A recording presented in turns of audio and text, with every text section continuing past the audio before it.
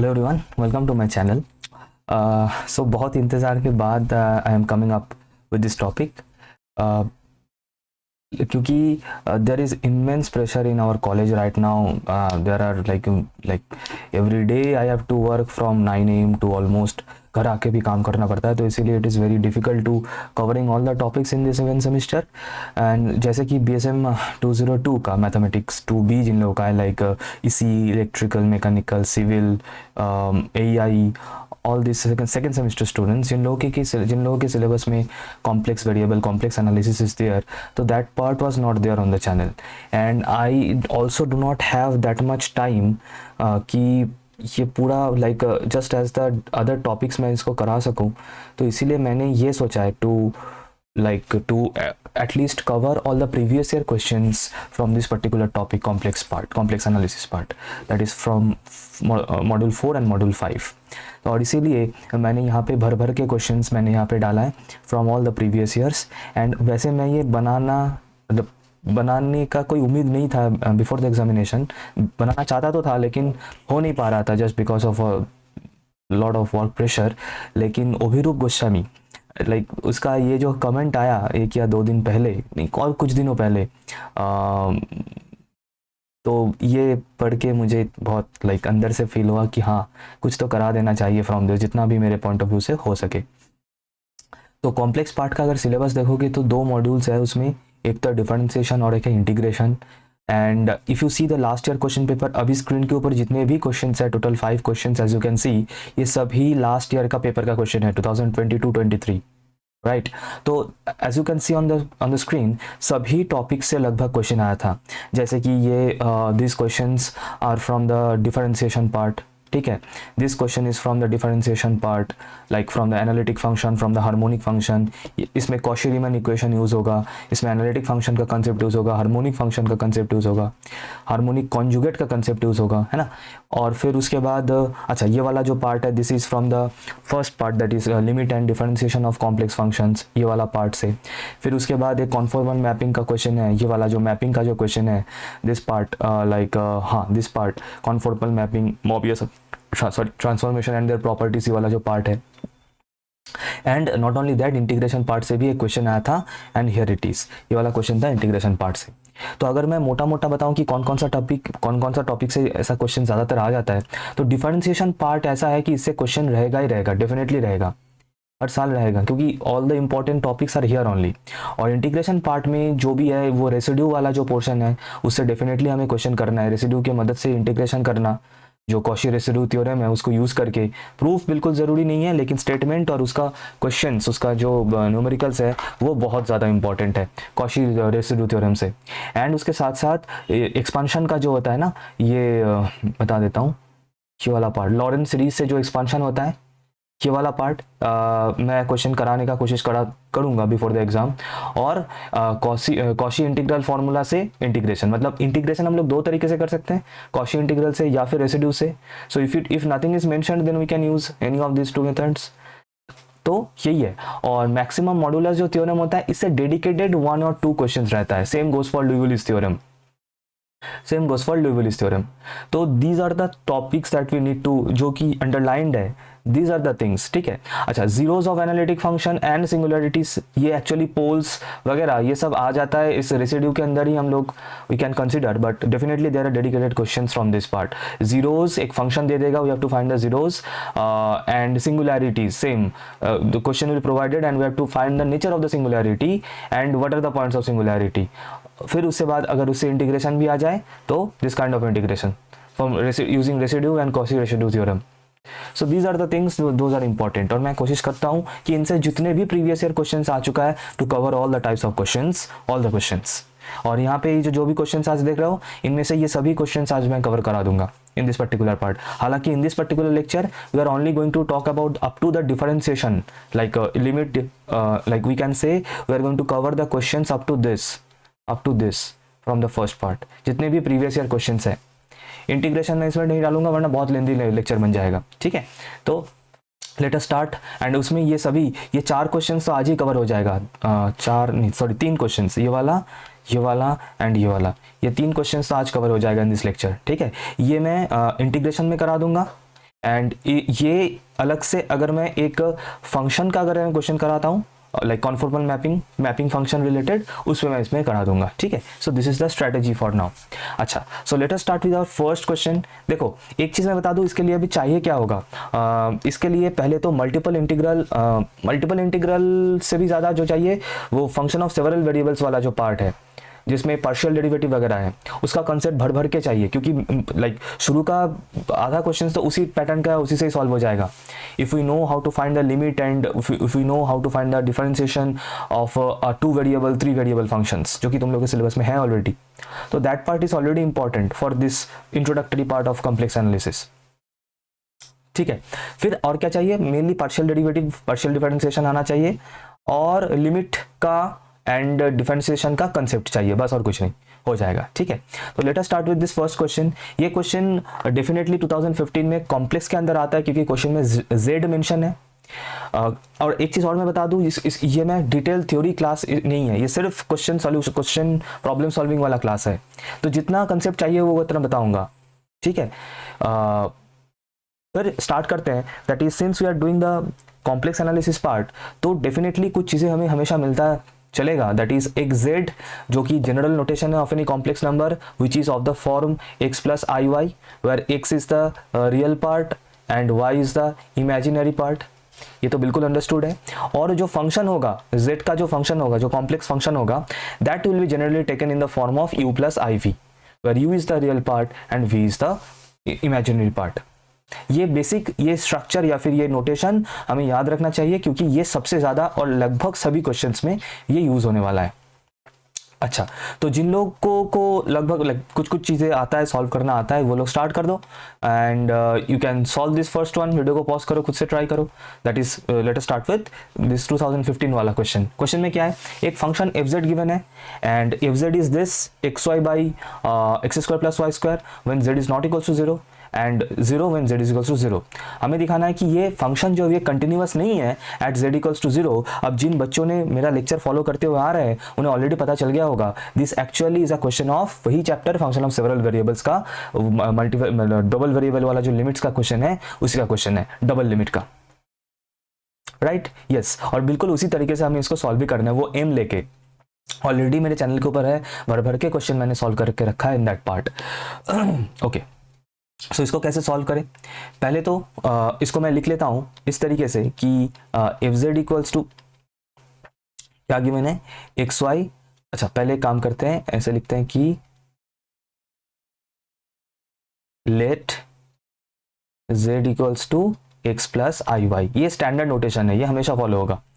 And f z equals to, f z is basically is in the form of f of x y, nothing else, क्योंकि x plus i y को ऐसे भी लिख सकते हैं, और अगर हम लोग x कॉमा वाई भी लिखें तो भी वो सेम मीनिंग कैरी करता है टू सम एक्सटेंट। तो बेसिकली ये फंक्शन ऑफ सेवरल वेरिएबल्स, मतलब फंक्शन ऑफ डबल वेरिएबल ही है और कुछ नहीं। Okay, so it is defined कि x y by x square plus y square, this when ordered pair x y is not equals to 0, है ना। बिल्कुल सेम क्वेश्चन है, और बिल्कुल ये क्वेश्चन ऑलरेडी सॉल्व्ड है मेरे चैनल के ऊपर। And the function is 0 when both x and y together, दोनों एक साथ जब 0 होगा, x और y में से अगर कोई भी एक एटलीस्ट अगर नॉन जीरो है तो फंक्शन नॉन जीरो होगा, अगर दोनों ही 0 है तो 0 होगा।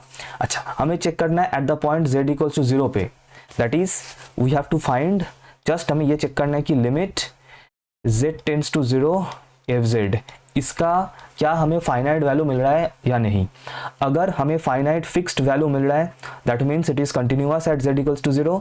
अगर हमें फाइनाइट फिक्स्ड वैल्यू नहीं मिल रहा है that means it is not continuous और it is discontinuous at z equals to 0 equals to.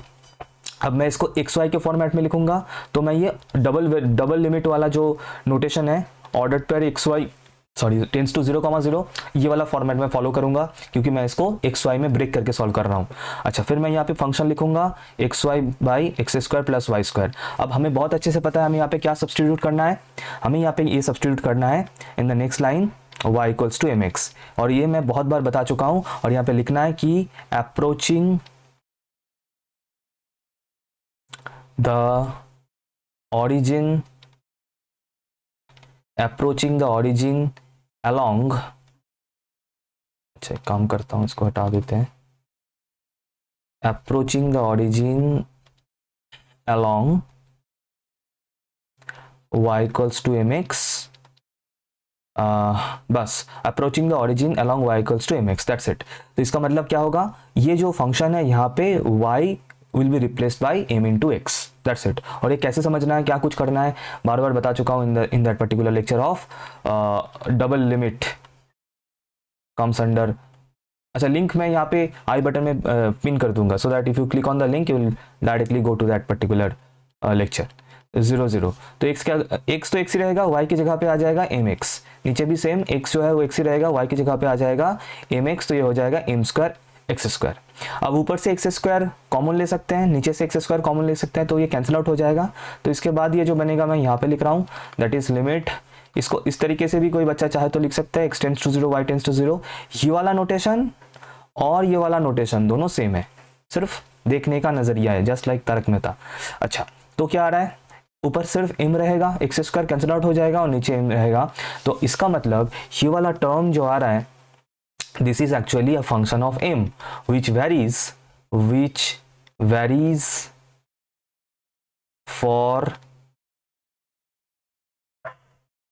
varies for different values of m, which varies for different values for m, that therefore इसका मतलब मैंने क्या बताया था, ये कंटिन्यूअस कब होता, अगर यहाँ पे एक हमें कोई फिक्स्ड नंबर मिलता, हाफ, 2, -1, -2, डेसिमल पॉइंट, फ्रैक्शन कुछ भी मिले, लेकिन हमें यहाँ पे जो वैल्यू मिल रहा है किसका, लिमिट का वैल्यू, जहाँ से हम लोगों ने स्टार्ट किया था, इस लिमिट का वैल्यू हमें यहाँ पे मिल रहा है, एक m रिलेटेड वैल्यू मिल रहा है। अब m जो है ये तो y इक्वल्स टू mx जो हम लोगों ने लिया था, यहाँ पे m क्या था, slope of the straight line. अब ये m तो डिफरेंट स्ट्रेट लाइन के लिए डिफरेंट होगा, इसका मतलब लिमिटिंग वैल्यू भी हमें अकॉर्डिंग टू m डिफरेंट मिलता रहेगा, जो कि एक्सेप्टेड नहीं है एक कंटिन्यूअस फंक्शन के लिए। इसका मतलब ये फंक्शन कंटिन्यूअस नहीं है। So our final answer will be if z is not continuous at z equals to 0, at z equals to 0, proved. ठीक है, बिल्कुल इसी तरीके से इसको सॉल्व करना है। चलते हैं नेक्स्ट क्वेश्चन में। ओके, ये 2022-23 का पेपर से उठाया हुआ क्वेश्चन है, लास्ट ईयर का क्वेश्चन है। थोड़ा सा इंक चेंज कर लेते हैं so that you can differentiate, rate से करते हैं, चलो। अच्छा, प्रूव दैट दिस। अच्छा, तो हम लोग z को क्या लेते हैं, ये z हमेशा हम लोग x प्लस आई वाई लेंगे, मैं बराबर बता रहा हूँ ऊपर। अच्छा, थोड़ा सा फंक्शन को नोट करना, limit z tends to 0 z bar by z, ठीक है। इसका मतलब ऊपर z बार है, नीचे z है। अब z बार क्या है ये बताने का कोई ज़रूरत है नहीं, इतना तो तुम लोग को पता हो ही गया होगा। z bar is the complex conjugate of z, थोड़ा सा नाम नोट कर लेना, कॉम्प्लेक्स कॉन्जुगेट। अच्छा, कॉम्प्लेक्स कॉन्जुगेट में क्या होता है, ये जो इमेजिनरी पार्ट का जो साइन है वो चेंज हो जाता है। अगर यहाँ पे प्लस साइन रहेगा तो कॉम्प्लेक्स कॉन्जुगेट में वो माइनस हो जाएगा, और अगर यहाँ पे माइनस साइन रहता तो वो कॉम्प्लेक्स कॉन्जुगेट में प्लस साइन में हमें कन्वर्ट करना पड़ता। ठीक है, तो इसका फिलहाल ये जो x प्लस आई वाई है, इसका कॉम्प्लेक्स कॉन्जुगेट क्या बन जाएगा फिर, x माइनस आई वाई। ठीक है, तो हम लोगों का फंक्शन क्या बन रहा है, लिमिट z टेंस टू 0, ऊपर z बार है that is x minus i y, नीचे z है that is x plus i y. बेहतरीन, बहुत बढ़िया। अब इसको हमें रैशनलाइजेशन करना है, और कैसे करना है, हमें नीचे रियल टर्म लाना है, that is our target, to bring real term in the denominator. तो उसके लिए क्या करना होगा, उसके लिए ऊपर और नीचे एक चीज से हमें मल्टीप्लाई करना है, जस्ट लाइक द रैशनलाइजेशन। तो उसमें क्या करना होता है, नीचे x प्लस आई वाई है ना, इसको ये रियल में कन्वर्ट हो सकता है तभी अगर मैं इसको रैशनलाइज कर दूं, दैट इज इसका जो कॉम्प्लेक्स कंजुगेट है that is x minus i y से अगर इसको मैं मल्टीप्लाई कर दूं, तो ऊपर और नीचे x माइनस आई वाई से मल्टीप्लाई होगा। तो ये ऊपर x माइनस आई वाई पहले से था, एक और x minus i Y multiply होगा तो स्क्वायर हो जाएगा ऑटोमेटिकली। सो यहाँ पे क्या हो रहा है, लिमिट z टेंस टू 0। अच्छा, फिर और z टेंस टू 0 और लिखने का ज़रूरत है नहीं, क्योंकि आई बिलीव क्योंकि हम लोग ऑलरेडी एक्स वाई में कन्वर्ट कर चुके हैं, तो let us just use the thing just as the last question कि ordered pair x, y tends to 0, 0। और एक चीज़ मैं और बताता चलता हूँ कि ये जो लेक्चर ये थोड़ा सा लेंदी बनेगा, क्योंकि यहाँ पे मैं बहुत सारा क्वेश्चंस मैं कराने वाला हूँ, तो please stick to the end, otherwise end में जो इम्पोर्टेंट, बहुत ही ज़्यादा इंपॉर्टेंट क्वेश्चंस हैं वो तुम लोग बाद में नहीं कर पाओगे। तो बिल्कुल एंड तक रहना, तब जाके ये पूरा जो है ये कंसेप्ट समझ में आएगा। आई होप यहाँ तक ये लाइन बिल्कुल क्लियर है। ऊपर में सिर्फ a माइनस बी का होल स्क्वायर का फॉर्मूला में मैंने ब्रेक किया है। हमें पता है आई स्क्वायर का वैल्यू -1 होता है, इतना तो हमें पता ही होना चाहिए, आई स्क्वायर का वैल्यू -1 होता है बस। और नीचे क्या हो रहा है यहाँ पे ए plus b into a minus B, तो फिर ए स्क्वायर माइनस बी स्क्वायर का फॉर्मूला होता है, तो जस्ट उसी को मैंने यहाँ पे लिखा और कुछ नहीं। Limit x y tends to 0,0। अब मुझे हटना होगा, शायद हटने का टाइम हो गया है, तो मैं गायब हो जाता हूँ और गायब ही रहूँगा बिल्कुल एंड तक। अच्छा, अब इसको हमें ब्रेक करना है in real and imaginary part, तो मैं रियल पार्ट को एक साथ रख रहा हूँ और इमेजिनरी पार्ट को अलग रख रहा हूँ, just like this, divided by x square plus y square. ठीक है, अब मैं इसको इस माइनस साइन से इसको ब्रेक कर दूंगा ऊपर और नीचे, सो दैट रियल और इमेजिनरी पार्ट जो है वो अलग हो जाए। ये वैसे ज़रूरी नहीं है, लेकिन किसी किसी क्वेश्चन में ये करना हमें पड़ेगा, इसीलिए मैं यहीं पे ये करके दिखा देता हूँ। अदरवाइज हम लोग अगर चाहते तो यहीं पे इसको रिप्लेस कर सकते थे। मैं बता देता हूँ क्या करना है इसके आगे। ये हो गया रियल पार्ट एक साथ, और बीच में रहेगा -i/2xy by x square y square. अब हमें करना क्या है, हमें ये रिपीट करना है, जस्ट ये चीज़ फिर से एक और बार रिपीट कर देना है, that is y equals to mx। जैसे ही यहाँ पे y equals to mx put कर दोगे, ये जो टर्म है ये एक m वाला टर्म बन जाएगा, यहाँ पे, और सेम लॉजिक की वजह से इसका आंसर हो जाएगा कि this limit does not exist. बिल्कुल सेम तरीके से करना है, सिंप्लीफाई करना है, ऑलमोस्ट एक सेम आंसर आएगा। ऊपर और नीचे एक्स स्क्वायर कैंसिल आउट हो जाएगा और एक m वाला टर्म मिलेगा, बिल्कुल ऐसा एक m वाला टर्म मिलेगा। तो ज़रा कमेंट में मुझे ज़रूर बताना इसका m वाला टर्म क्या आ रहा है after putting y equals to mx in this term. ये दोनों इसमें पुट करना और ये पूरा टर्म आएगा m में, ठीक है, पूरा बीच में आई रहेगा, कोई दिक्कत नहीं, m वाला टर्म जो आएगा, और रीज़न वही रहेगा कि which varies for different values of m and that is why this limit does not exist. बिल्कुल इसी तरीके से इसको खत्म कर लेना है। चलते हैं नेक्स्ट क्वेश्चन में। हम लोग ज़्यादा टाइम नहीं लेंगे क्योंकि हमें बहुत सारा क्वेश्चन सॉल्व करना है, लगभग 15, 16, 17 क्वेश्चन है इसमें, तो थोड़ा सा जल्दी जल्दी करते हैं। अच्छा, now this question almost similar type of question, video को पॉज करो, खुद से ट्राई करो। अच्छा, ये जो क्वेश्चन है ये बिल्कुल बेसिक सा क्वेश्चन है, येट इंपॉर्टेंट क्वेश्चन है। तो ये भी क्वेश्चन प्रीवियस ईयर में आ चुका है। ईयर यहाँ पे पता नहीं कहाँ चला गया ईयर, लेकिन विश्वास करो ये ईयर में आया है ये क्वेश्चन। अच्छा, क्या बोला गया है कि फंक्शन अगर f z equals to z bar function है, इसका मतलब z का complex conjugate, just as the last question, हमें प्रूव करना है कि एवरीवेयर कंटिन्यूअस है लेकिन डिफरेंशिएबल नहीं है। तो पॉइंट ये है कि this function f z that is equals to z bar, यहाँ पे लिख लेना कि फर्स्ट लाइन की let z equals to x plus i y, तो क्वाइट अंडरस्टूड कि z बार क्या बनेगा, x माइनस आई वाई, जो कि एक पॉलिनोमियल है definitely. x minus i y है क्या, x भी एक पॉलिनोमियल है, y भी एक पॉलिनोमियल है, और i एक कांस्टेंट एक नंबर है।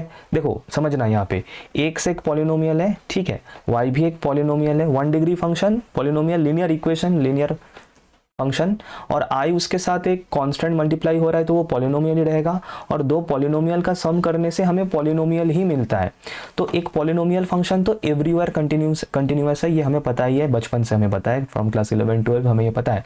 सो यहाँ पे हम लोग ये डेफिनेटली लिख सकते हैं कि this function is everywhere continuous as it is a polynomial function. Is everywhere continuous, everywhere continuous means x and y का कुछ भी वैल्यू मैं पुट करूँ एज ऑर्डर्ड पेयर, वो हमेशा कंटिन्यूअस रहेगा। What from minus infinity two plus infinity, what ever value I put, it is everywhere continuous and this is very easily understood. ये तो फर्स्ट पार्ट तो हो गया। तो यहाँ पे जो जिसके लिए मेन मार्क्स गिवन है दैट इज नॉट डिफरेंशिएबल है, वो दिखाने के लिए, और उसको दिखाने के लिए हम लोग ये पुराना वाला मेथड ही यूज़ करेंगे, बेस्ट रहता है। लेकिन हाँ, इसके लिए डिफरेंशिएबल क्या बोलते हैं इसको, कोई भी लाइक मान लो हमें फॉर एग्जाम्पल एफ डैश ए निकालना है ना, इसका जो डिफरेंशिएशन का जो डेफिनेशन है, डेफिनेशन ऑफ डिफरेंशिएशन क्लास 11, ठीक है, ये थोड़ा सा याद रखना है। ये मैं एक बार लिखूंगा तो तुम लोगों को याद भी आ जाएगा, ये मुझे पता है, डिफरेंशिएशन। ओके, ये स्पेलिंग से मैं भूल जाता हूँ, इंग्लिश इतना ख़राब है मेरा, क्या बोलूँ। That is f dash a equals to limit, मैं z से लिख रहा हूँ क्योंकि we are in complex plane, in complex analysis, so f z minus FA divided by z minus A। याद आ गया? यस याद आ भी जाना चाहिए, बिल्कुल ये था। एंड हम कुछ ऐसे क्लास 11 में क्वेश्चन भी करते थे, like check the function is differentiable और not from the definition, from definition वाला जो था, है ना। तो वही फॉर्मूला, यही फॉर्मूला यहाँ पर भी हमें यूज़ करना है और कुछ नहीं, ठीक है। अच्छा, अब तुम लोग बोलो कि सर डिफरेंशिएबल नहीं है बोल रहा है, मतलब ये जो इंटायर स्टेटमेंट बन रहा है that is this function is everywhere continuous but not everywhere differentiable, मतलब z का ऐसा कोई एक वैल्यू हमें मिलेगा जहाँ पे ये फंक्शन ये a होगा by the way, z tends to a, हाँ ठीक है, जहाँ पे ये fz फंक्शन डिफरेंशिएबल नहीं है। एक मैं हिंट दे देता हूँ, एक प्रो ट्रिक मैं बता देता हूँ, प्रो टिप मैं बता देता हूँ, दैट इज हमेशा लाइक और इन 99% ऑफ केसेस अगर कोई फंक्शन किसी भी पॉइंट में कंटिन्यूअस या डिफरेंशिएबल नहीं होता है that is none other than z equals to 0। तो अगर किसी भी पॉइंट में चेक करना है कि वो फंक्शन कंटिन्यूअस या डिफरेंशिएबल नहीं है, हमेशा पहले 0 पे चेक कर लो, क्योंकि अगर किसी को खटकता है, अगर नहीं होता है कंटिन्यूअस या डिफरेंशिएबल कोई फंक्शन, तो वो 0 पे ही होता है जनरली। तो मैं यहाँ पे क्या करूँगा, ये जो ये मैंने एक जनरल पॉइंट लिया था, ए का वैल्यू कुछ भी हो सकता है फ्रॉम -∞ टू +∞, मैं इसको 0 लेके ट्राई करूँगा। तो मैं अगर चाहो तो यहाँ पे ऐसे लिख सकते हो कि लेट अस चेक वेदर का स्पेलिंग मुझे पता नहीं है, अगर एक ए होगा तो वहाँ पे डाल लेना, ठीक है। Whether the function fz is differentiable at z equals to 0। इसको हम चेक करेंगे बाय यूजिंग द डेफिनेशन। तो इसका मतलब a डैश्ड 0 है ना, a की जगह पे 0 आएगा, यहाँ पे इसको ध्यान में रखते चलना, a की जगह पे मैं 0 लिख रहा हूँ सिंपली। अच्छा, तो सामने क्या पुट होगा, limit z tends to 0 fz minus f0 divided by z minus 0, सही है, equals to limit z tends to 0। अच्छा, fz क्या है, fz क्या है, अच्छा fz is x minus i y, है ना, लिखा ही है z बार, सो fz की जगह पे आ जाएगा x minus i y minus f0 क्या होगा, f0 मीन्स x और y दोनों को 0 रखना है, तो ऑटोमेटिकली ये 0 ही हो जाएगा और कुछ नहीं, डिवाइडेड बाय z क्या है, what is z, I have always said z is nothing but x plus i y, तो नीचे रहेगा x plus i y minus ये भी 0 होगा। अच्छा, तो क्योंकि अब z नहीं रहा तो इसको z लिखने से बेहतर है हम लोग xy लिखें, x tends to 0 y tends to 0 ऐसे भी लिख सकते हैं, या फिर ऑर्डर्ड पेयर के फॉर्मेट में लिख सकते हैं, जैसा कि हम लोगों ने इस स्टेप में यहाँ पे लिखा था, ये तो मैं ऑलरेडी बता चुका हूँ।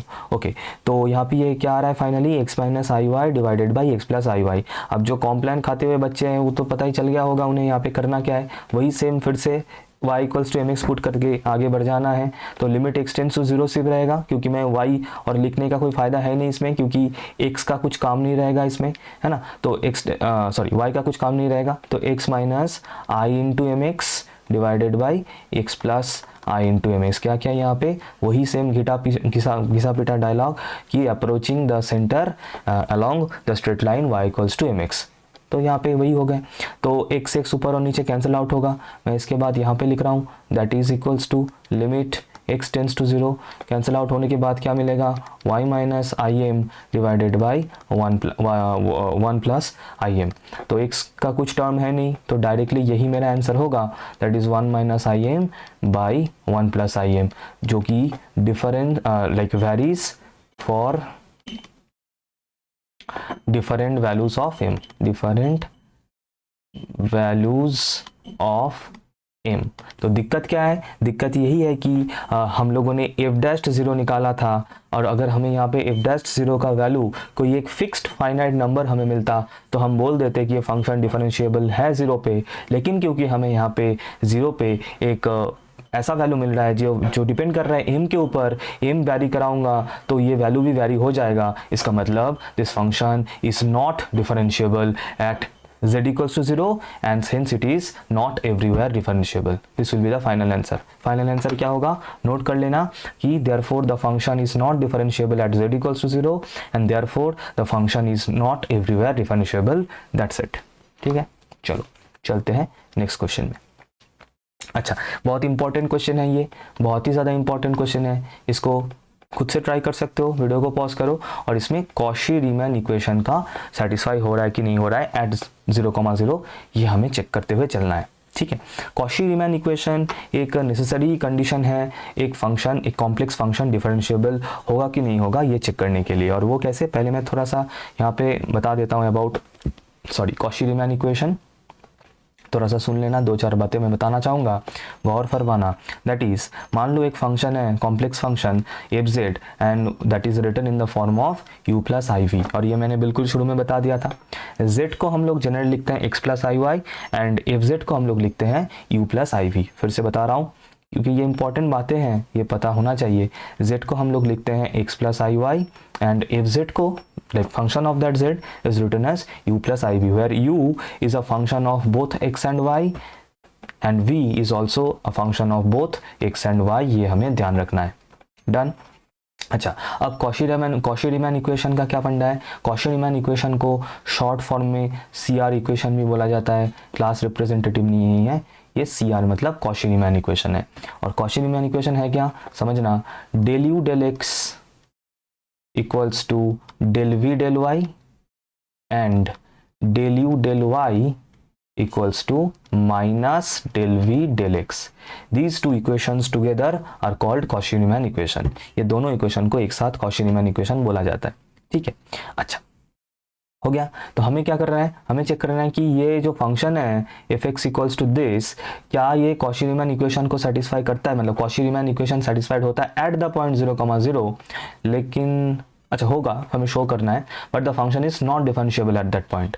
चलते हैं एक एक करके देखते हैं। पहले कॉशी रीमैन इक्वेशन को सेटिस्फाई करवा के देखते हैं एट द पॉइंट 0,0। तो जो ये बाय द वे z होगा, x नहीं होगा। अच्छा, तो फंक्शन क्या गिवन है, f z equals to square root of modulus of x y. इसको हम लोग लिख लेंगे, हम लोग का जो ट्रेडिशनल फॉर्मेट है u plus i v. U क्या है, real part of that function f z, v क्या है, imaginary part of the function f z. अच्छा, तो ये जो root over of modulus x y है, this is actually written in this format, equal this plus i into 0। इसका मतलब अगर मैं कंपेयर करूँ इसके साथ इसको, तो यहाँ से u मुझे मिल रहा है square root of modulus of x y, and v is equals to 0, क्योंकि इसमें कोई इमेजिनरी पार्ट नहीं है, तो that means v is equals to 0। अब क्या क्या चीज़ें निकालना है, देखो डायरेक्टली इसको हम लोग देखो समझ रहे हैं। मैं यहाँ पे एक और इम्पॉर्टेंट चीज़ बताता हूँ। अगर क्वेश्चन में कोई पर्टिकुलर पॉइंट मेंशन्ड है, अगर जैसे कि यहाँ पे 0,0 पॉइंट पे हमें चेक करना है, तो हमें यहाँ पे वो डेफिनेशन वाला अप्रोच यूज़ करना है जो हम लोग ऑलरेडी करते आ रहे हैं from that function of several variable chapter.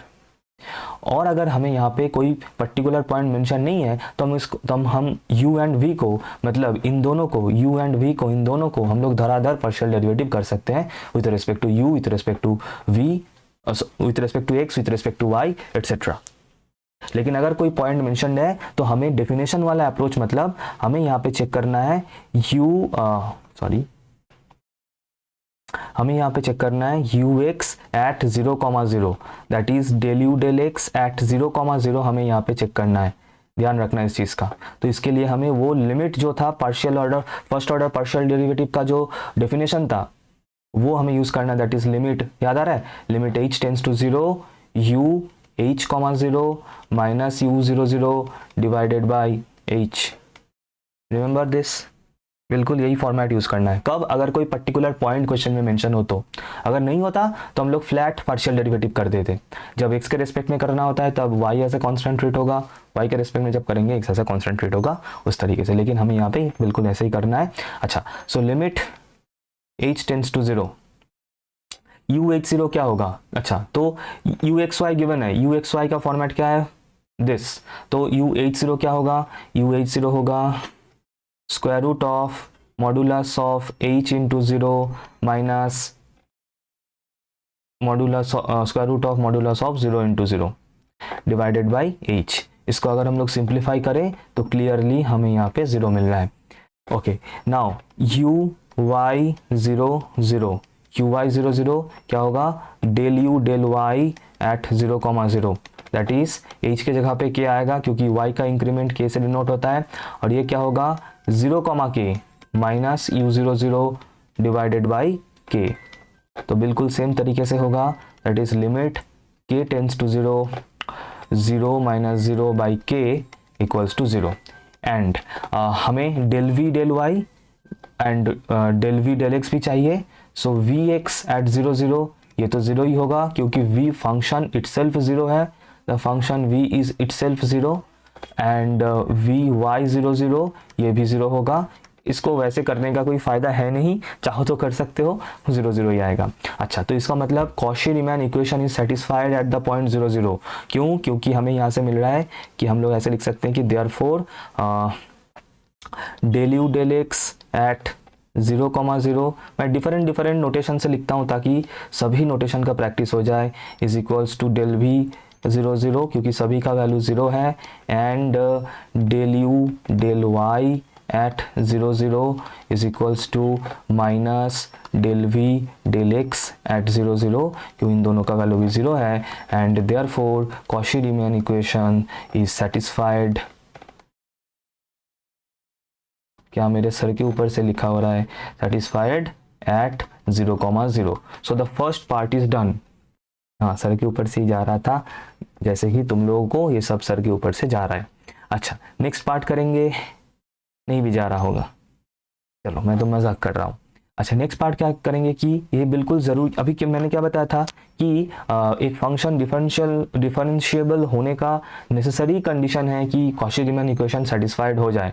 लेकिन ये ज़रूरी नहीं है कि अगर सी आर इक्वेशन सेटिस्फाइड हो रहा है तो इसका मतलब ये नहीं कि वो फंक्शन डिफरेंशिएबल हो. ये बिल्कुल ज़रूरी नहीं है और उसी का एग्जांपल है ये पर्टिकुलर क्वेश्चन. तो ये जो क्वेश्चन है ना, ये इस फॉर्मेट में भी आ सकता है. ये थोड़ा सा सुन लेना. क्या बताया मैंने ये बताया कि अगर कॉशी रीमैन, अगर कोई एक फंक्शन डिफरेंशिएबल है, दैट मीन्स उसका कॉशी रीमैन इक्वेशन सेटिस्फाई होगा, डेफिनेटली होगा. लेकिन अगर कॉशी रीमैन इक्वेशन सेटिस्फाई हो रहा है तो ज़रूरी नहीं है वो फंक्शन डिफरेंशिएबल हो. इसलिए मैंने नेसेसरी कंडीशन बताया था, नेसेसरी एंड सफिशिएंट कंडीशन नहीं बताया था.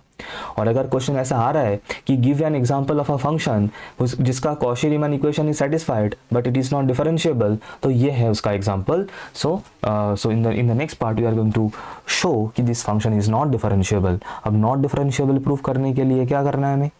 वही सेम टेक्निक है ना, अभी हम लोगों ने जो किया था इस क्वेश्चन में, ये वाला क्वेश्चन में नॉट डिफरेंशिएबल दिखाने के लिए. दैट इज ऐसे लिखते हैं कि नाउ लिमिट, कौन से पॉइंट में प्रॉब्लम है? 0 0 पे प्रॉब्लम है. तो लिमिट z टेंड्स टू 0. देखो z टेंड्स टू 0 लिखने का मतलब जो भी है, xy टेंड्स टू 0,0 लिखने का भी सेम मतलब है. पहले मैं z से लिख रहा हूँ, नेक्स्ट लाइन में मैं उसको ऑटोमेटिकली xy से रिप्लेस कर दूंगा. ठीक है, चलो. fz minus f0 divided by z minus 0. अच्छा, ये मैंने क्या लिखा? ये तो मैंने लिखा ही नहीं. This is nothing but f dashed 0. f dashed 0 is equals to this. Okay, now equals to limit, वही सेम अभी जो मैंने बताया था. अब मैं इसको xy में कन्वर्ट कर दूंगा एंड fz के जगह पे जो उसका डेफिनेशन है, ये डेफिनेशन आ जाएगा. That is square root of modulus this minus, अगर दोनों 0 होगा तो ये ऑटोमेटिक 0 होगा. नीचे क्या है? x plus i Y. Z का वैल्यू है x प्लस आई वाई, ये हमेशा रहता ही है, ये तो मैं ऑलरेडी बता चुका हूँ, माइनस 0. तो इसको अगर मैं सिंप्लीफाई करूँ, so I am getting limit xy tends to 0,0. ऊपर में है दिस, नीचे है दिस. तो इसको कैसे सॉल्व करें? वही सेम टेक्निक, y को mx से रिप्लेस कर देते हैं. तो क्या आ जाएगा? सोच के देखो. यहाँ पे स्क्वायर रूट के अंदर आ जाएगा. मैं लिमिट वाला पार्ट नहीं लिख रहा हूँ, है ना, यहाँ पे लिमिट वाला लिखना, लिमिट मैं वो नहीं लिख रहा हूँ, जगह नहीं है इसलिए, और कुछ नहीं. x इंटू एम एक्स, ठीक है, मॉडुलस के अंदर, और नीचे x plus i m x. अच्छा, ऊपर क्या होगा? ऊपर ऐसा होगा कि square root of m x square होगा डिवाइडेड बाय, नीचे क्या होगा? अगर x कॉमन ले लूँ तो 1 प्लस आई एम.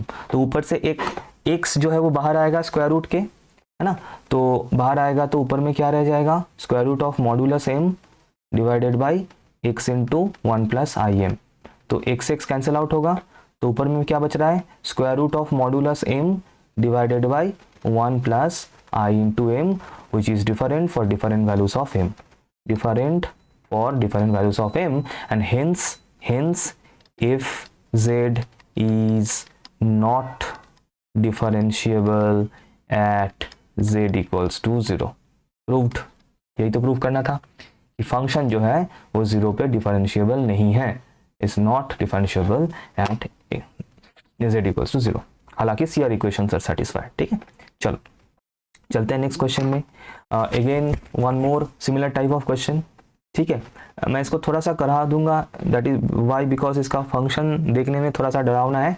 बाकी question is exactly same, that is हमें वही चेक करना है कि बिल्कुल ये उसी तरीके से गिवन है कि ऐसे f of x y is equals to x s cube plus 1 ये y cube 1 minus i divided by x square y plus y square when ordered pair xy is not equals to 0 comma 0 and it is 0 when xy is both together 0 comma 0।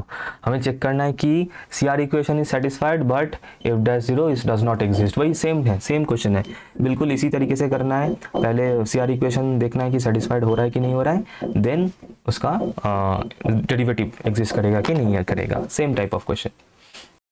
अच्छा, let us do the thing first कि the fxy that we have, इसको let us first break in the imaginary and real part. ठीक है, so what I can do that is x cube 1 plus, इसको पहले लिख लेते हैं first, minus y cube 1 minus i, right, x square plus y square. ठीक है, if I take the real part in the numerator, एक साथ अगर मैं करूँ so x cube minus y cube एक साथ रहेगा, and if I take i common out of it so x cube plus y cube, yes right, divided by x square plus y square, and if I break it in the real and imaginary part, so we'll get x cube minus y cube divided by x square plus y square plus I into x cube plus y cube by x square plus y square, and that is generally taken as u plus iv. So if I compare, therefore I am getting u is equals to x cube minus y cube by x square plus y square, and v I am getting as x cube plus y cube by x square plus y square when ordered pair xy is not equals to 0 comma 0, otherwise दोनों ही 0 होगा u and v जब the ordered pair xy is equals to 0 comma 0। okay, so now the point is what we have to do, we have to check कि the CR equations are satisfying or not at the point 0 comma 0, right, at the origin। लिखा है ना question में, origin means what, at the origin means 0 comma 0 is the origin, है ना। Okay, so वही same technique रहेगा, that is limiting approach. So del u del x at 0 comma 0, तो इसका जो फॉर्मूला रहेगा that is limit h tends to 0 u h comma 0 minus u 0 comma 0 divided by h। So it will be, अब ये है मेरा what u x y, तो अगर u x y ये है तो u h 0 क्या होगा, x के जगह पे h पुट होगा, y के जगह पे 0 पुट होगा, एंड ये मैं बहुत बार बता चुका हूँ that function of several variable वाला part. So this is h cube minus 0 cube by h square plus 0 square minus 0 divided by h, and if I simplify it I will get something like this कि limit h tends to 0 h cube by h cube आ रहा है, so that is 1 in the case, that is 1। ठीक है, सो इसका मतलब u x at 0 0 I am getting this as 1। Similarly I can find del u del y at 0 comma 0, and that will be same thing, sorry, limit k tends to 0 होगा, in that case u 0 comma 0 comma k minus u 0 comma 0 divided by k।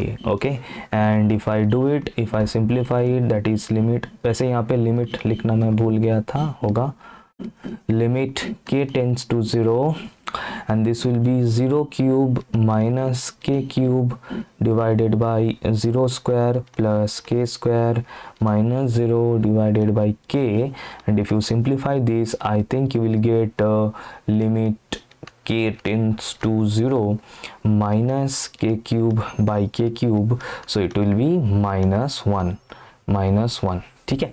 तो इसका मतलब u y 0 0 we are getting as -1।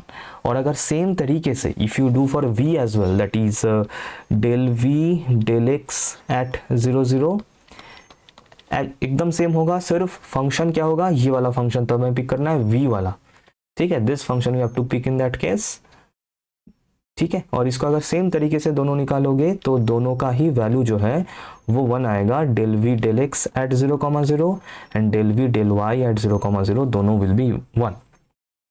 So clearly the CR equation is satisfied at the origin. How we can say that? क्योंकि CR equation क्या है कि if del u del x is equals to del v del y, जो कि हो रहा है, क्यों नहीं हो रहा है, होगा क्यों, क्योंकि हाँ ये रहा del u del x at 0 0 is 1 and del v del y at 0 0 is also 1 at origin. At origin means at 0,0 and del u del y is equals to minus del v del x। और ये भी क्यों होगा, क्योंकि del u del y हमें क्या मिला था sir, del u del y हमें नेगेटिव -1 मिला था, whereas del v del x हमें +1 मिला है, तो definitely this is satisfied at the origin. So therefore we can conclude कि therefore the CR equations are satisfied at the origin, that is 0,0। लेकिन अब हमें दिखाना है कि this function is not differentiable at जगह नहीं है, मैं एक पेज ऐड कर लेता हूँ, एक सेकेंड। ओके, सो हमें दिखाना है कि this function is not differentiable eight 0,0। उसके लिए क्या अप्रोच रहेगा, वही सेम कि हमें we have to show limit z tends to 0 f z minus f0 divided by z minus 0। जब तक मैं इसको कर रहा हूँ खुद सॉल्व कर लो पॉज करके, सिर्फ y इक्वल्स टू क्या पुट करना है that you have to decide and once you do it हो जाएगा।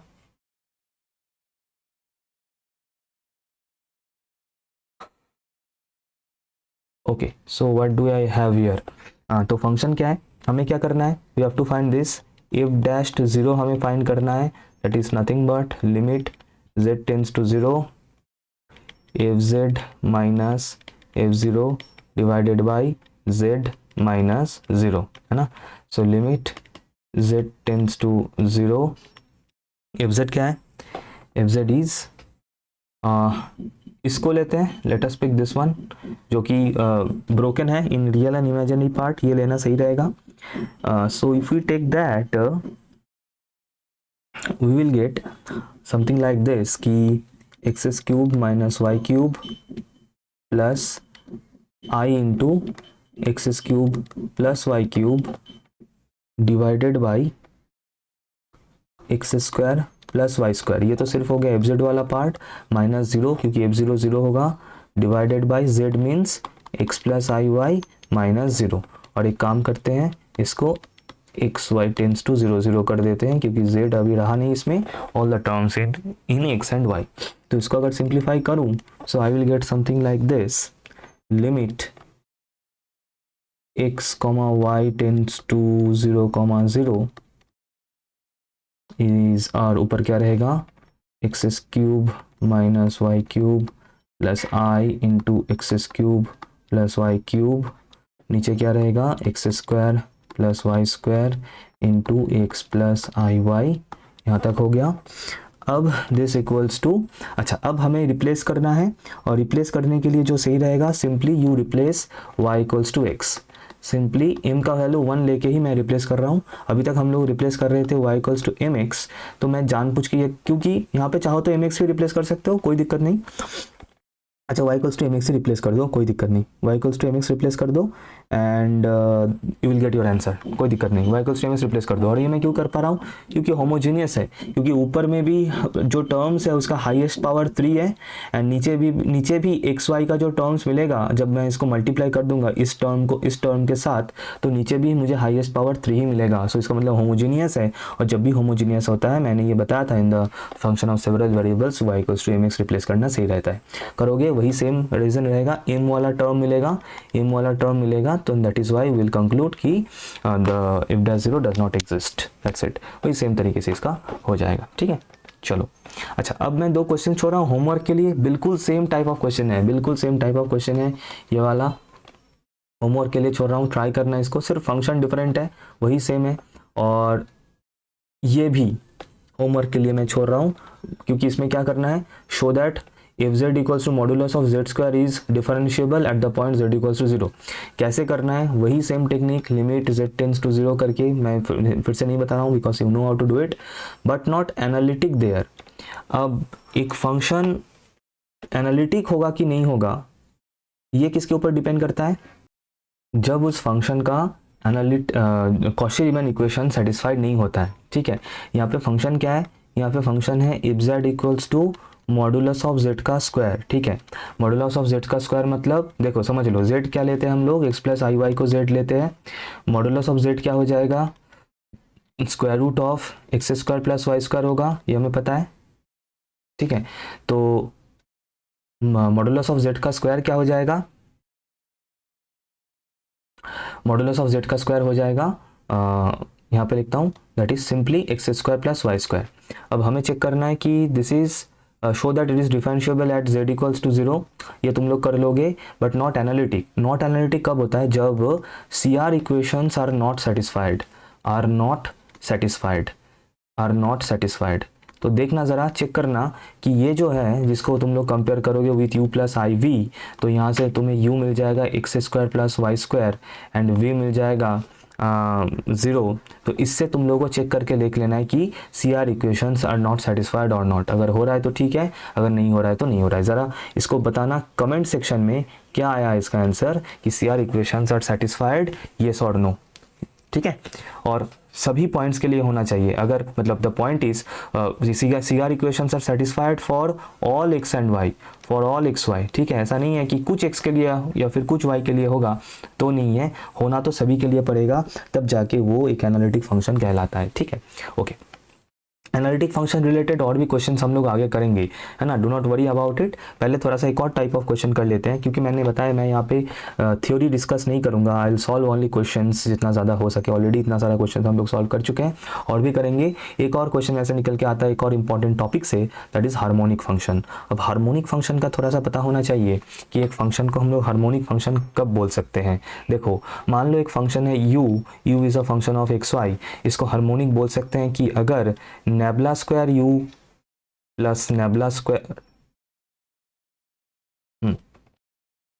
Nebula x square u plus nabla y square u equals to अगर 0 हो रहा है, तो this u will be called a harmonic function, u will be called a harmonic function. अभी nabla operator कैसे defined है, you should know this. Nabla means del del x, मतलब nabla x means del del x, ऐसे भी लिख सकते हैं। Actual में इसको इस तरीके से, अच्छा रुको रुको मैं थोड़ा सा ठीक करके इसको लिखता हूँ, वेट, ऐसे लिखने से तुम लोगों को प्रॉब्लम होगा समझने में। वैसे जिन लोगों ने वो कर्ल डाइवर्जेंस वाला जो लेक्चर उन लोग जिन लोगों ने देखा उन्हें तो पता ही है, क्योंकि उसमें I have discussed about this nebula operator.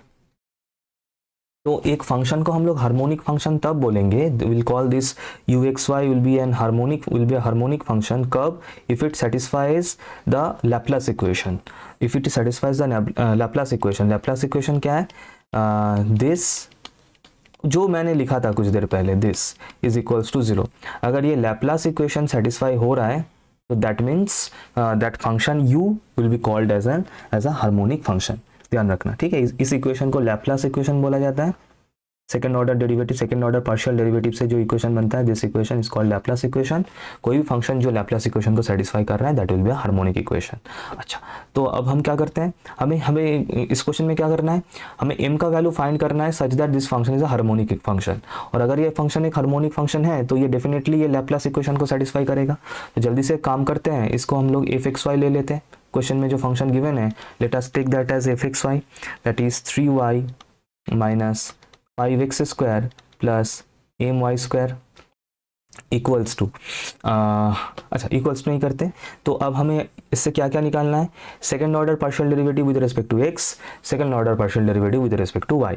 तो पहले एफ एक्स कर लेते हैं, first order partial derivative with respect to x. अब देखो यहाँ पे मैंने क्या बताया था, पार्शियल डेरिवेटिव जब कोई पॉइंट पे हमें निकालना है कॉशी रीमान वगैरह, तब हम कोई वो लिमिटिंग अप्रोच यूज़ करेंगे, कोई पर्टिकुलर पॉइंट में अगर बोला गया है। तो अगर नहीं बोला गया है, ऐसे ही लाइक जनरली निकालना है, तो हम लोग सिंपली इसको पार्शियल डेरिवेटिव कर देंगे। और ध्यान का रखना है कि when we are differentiating with respect to x, तब हमें वाई को एज ए कॉन्स्टेंट ट्रीट करना है एंड वाइसी वर्सा। तो चलो इसको कर लेते हैं। एफ एक्स क्या होगा, differentiating with respect to x, तो ये वाला टर्म तो जीरो होगा, -10x, और ये वाला टर्म भी जीरो होगा, तो सिर्फ -10x ऐसे मिल रहा है। अच्छा, इफ एक से एक्स और कर लेते हैं, दैट इज इसको एक और बार डिफरेंशिएट करते हैं विद रिस्पेक्ट टू एक्स, तो सिंपली -10 मिल जाएगा। बहुत बढ़िया। अब इसको सिमिलरली एफ वाई करते हैं, partial derivative with respect to y, तो ये तो होगा 3 है ना, इसको पार्शियली डेरिवेटिव कर रहे हैं विद रिस्पेक्ट टू वाई। फिर नेक्स्ट वाला टर्म तो जीरो होगा, और यहाँ से हो जाएगा 2my, सही है। अच्छा, और फिर एफ वाई वाई क्या करना है, इसको एक और बार डेरिवेटिव होगा, तो ये हो जाएगा सिंपली 2m। तो क्योंकि ये एक हार्मोनिक फंक्शन है, तो ये सेटिस्फाई करेगा इसका Laplace equation, therefore fx plus fyy equals to 0, which gives us -10 plus 2m equals to 0, which gives me the value of m as 5। इसका मतलब m का वैल्यू 5 होगा, तभी जाके ये फंक्शन एक हार्मोनिक फंक्शन होगा। So m equals to 5 is the answer.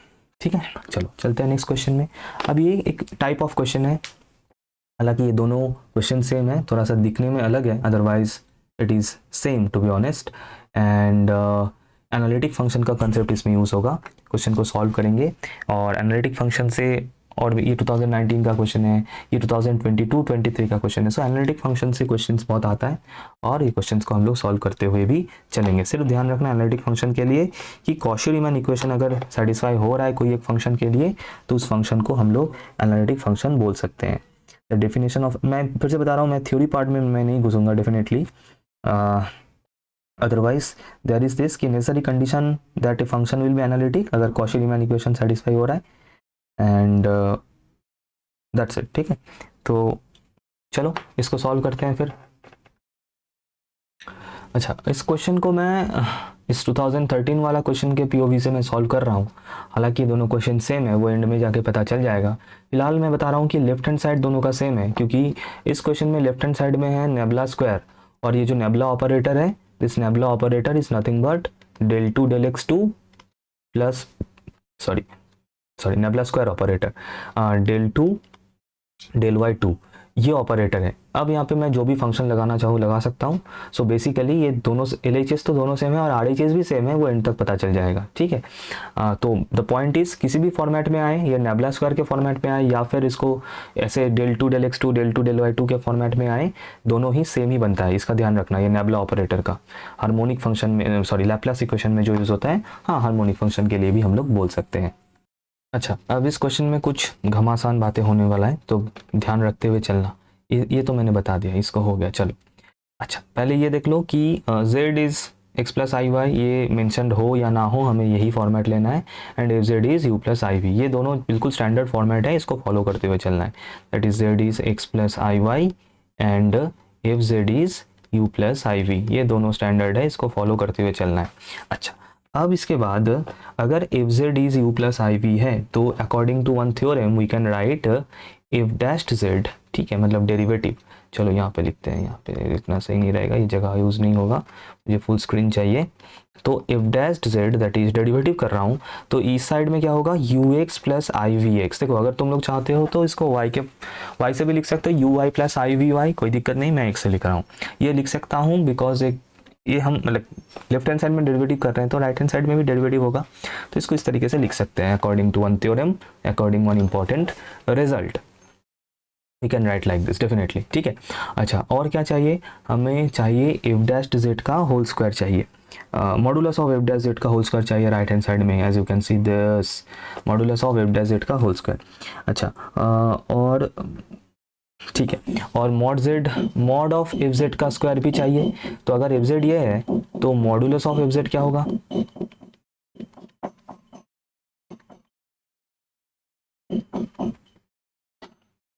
That is u square plus v square होगा।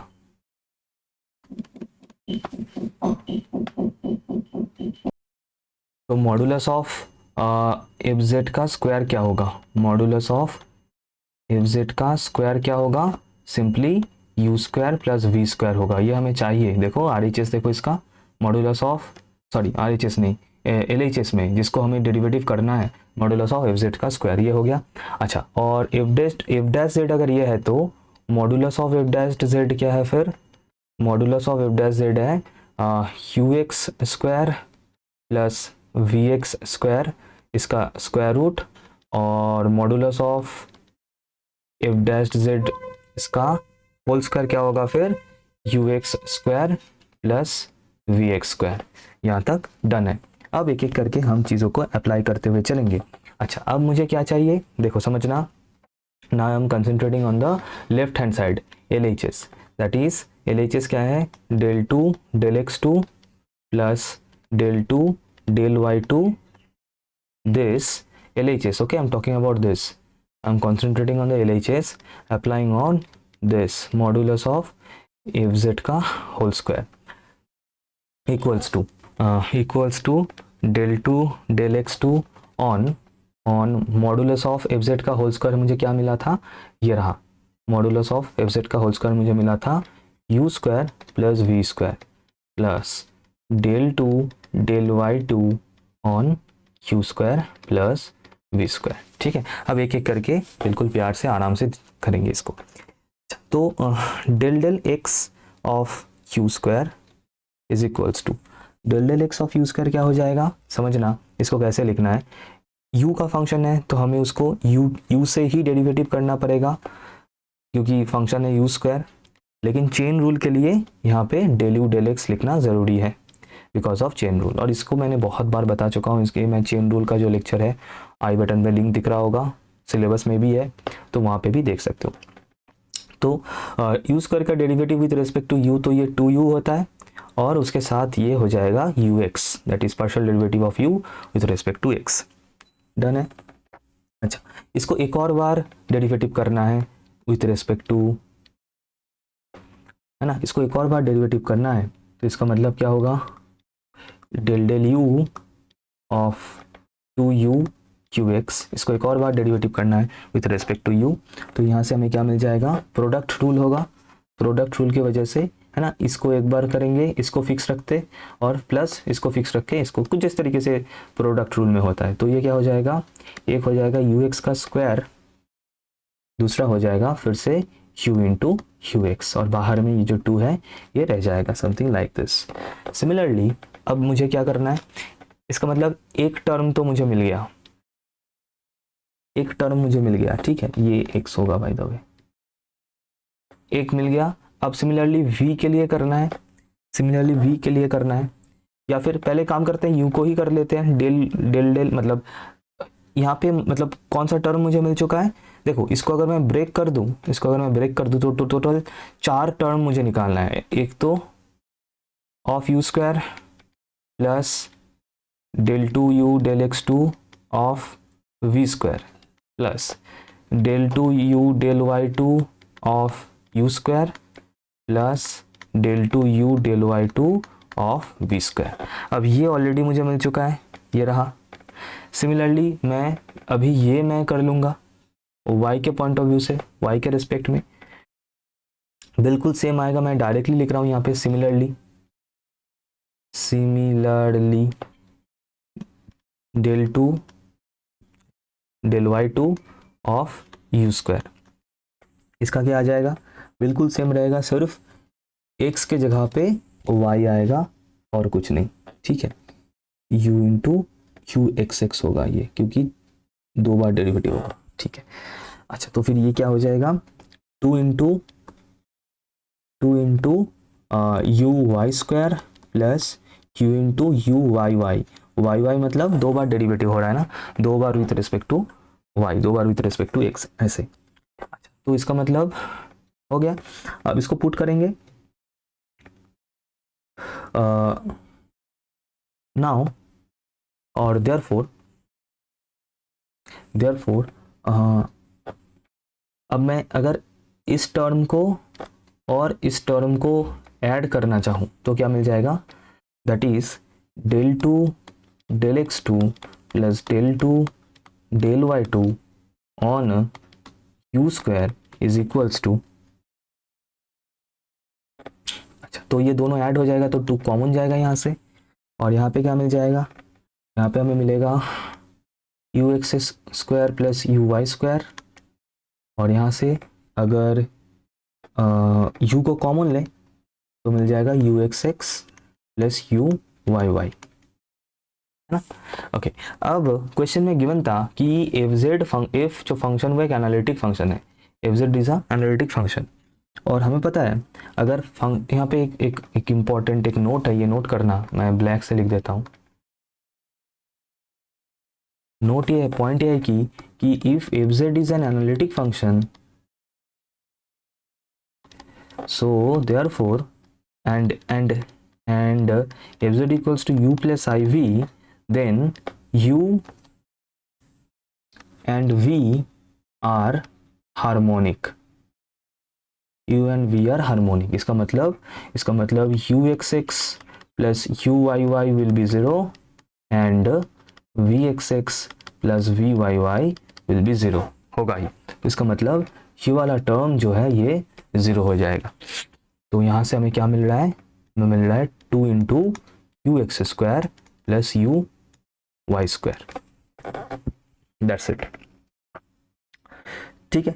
ओके, सिमिलरली चलते हैं नेक्स्ट पेज में। सिमिलरली हमें क्या मिल जाएगा, that is del 2 del x2 plus del 2 del y2 of v square is equals to 2 into v x का square plus 2 into v y का स्क्वायर, एग्जैक्टली यही चीज़ जो है मिलेगा, ठीक। करने का ज़रूरत है नहीं, ऐसे डायरेक्टली लिख सकते हैं, एक हमें निकालना होता है, बाकी सिमिलरली कर देते हैं, फुल मार्क्स मिलता है, कोई दिक्कत नहीं है इसमें। तो अब आ जाता हूँ completely on this left hand side. देखो एक्चुअल में इसी से हम लोगों ने LHS से ही हम लोगों ने स्टार्ट किया था, जिसको रिड्यूस करके हमें ये 4 टर्म मिला है, और इनमें हम लोगों ने पेयर बनाया इसके साथ इसका एंड इसके साथ इसका, और क्या मिला है रिजल्ट वो ऑलरेडी हमारे पास है। तो नाउ अगेन चलते हैं उसी LHS में, that is del 2 del x2 plus del 2 del y2 on modulus of f z का स्क्वायर इज इक्वल्स टू, अब क्या है, तो जो मिल रहा है उसको अगर हम लोग ऐड कर दें, दैट इज 2 इंटू, मतलब यहाँ पे अगर वैल्यूज पुट कर दें, हाँ ये दोनों और जो अभी मैंने मार्क किया 4 टर्म्स, तो मिल जाएगा, अगर 2 कॉमन जाएगा तो 2x square plus 2 into this plus this, ये मिल रहा है सिंपली, ठीक है। सो राइट, अच्छा अब एनालिटिक है तो इसका मतलब सी आर इक्वेशन सेटिस्फाइड होगा, है ना। एफ जेड इज एनालिटिक, मतलब सी आर इक्वेशन सेटिस्फाइड होगा, और सी आर इक्वेशन अगर सेटिस्फाइड हो रहा है इसका मतलब u x equals to v y and u y equals to minus v x, इसका मतलब u x square equals to v y का स्क्वायर एंड यू वाई का स्क्वायर मतलब वी एक्स का स्क्वायर, माइनस है होल स्क्वायर होने से plus हो जाएगा। अच्छा तो इसका मतलब इसको अगर मैं सिर्फ u से ही लिखूं, है ना, यू एक्स और वी एक्स से लिखते हैं, मतलब एक काम करता हूँ, इस वी वाई स्क्वायर को मैं रिप्लेस कर देता हूँ यू एक्स स्क्वायर से, कर सकता हूँ, ये रहा, एंड इज, तो ये क्या हो जाएगा 2 into u x square plus you x square, और ये जो यू वाई है इसको मैं रिप्लेस कर देता हूँ वी एक्स स्क्वायर से, मैं एक्स के टर्म में रखना चाहता हूँ, तो ये हो जाएगा v x square plus v x square, so definitely this is 4 into u x square plus v x square. अच्छा अब देखो यहाँ पे मैंने ऑलरेडी कैलकुलेट करके रखा था, इसको ज़रा गौर से देखना, ये हमें क्या मिला था u x square plus v x square, इसका मतलब 4 into modulus of f dash z का होल स्क्वायर, प्रूव्ड, ठीक है।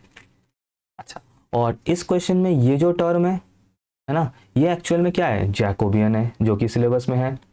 जैकोबियन कैसे फाइंड किया जाता है ये बताने का ज़रूरत है नहीं, तुम लोगों को पता है आराम से। क्या होता है, u x q y v x v y, expand करो, u x v y minus u y v x, C R equation replace कर दो, बिल्कुल आ जाएगा क्या, u x square plus v x square, यही रिजल्ट आ जाएगा।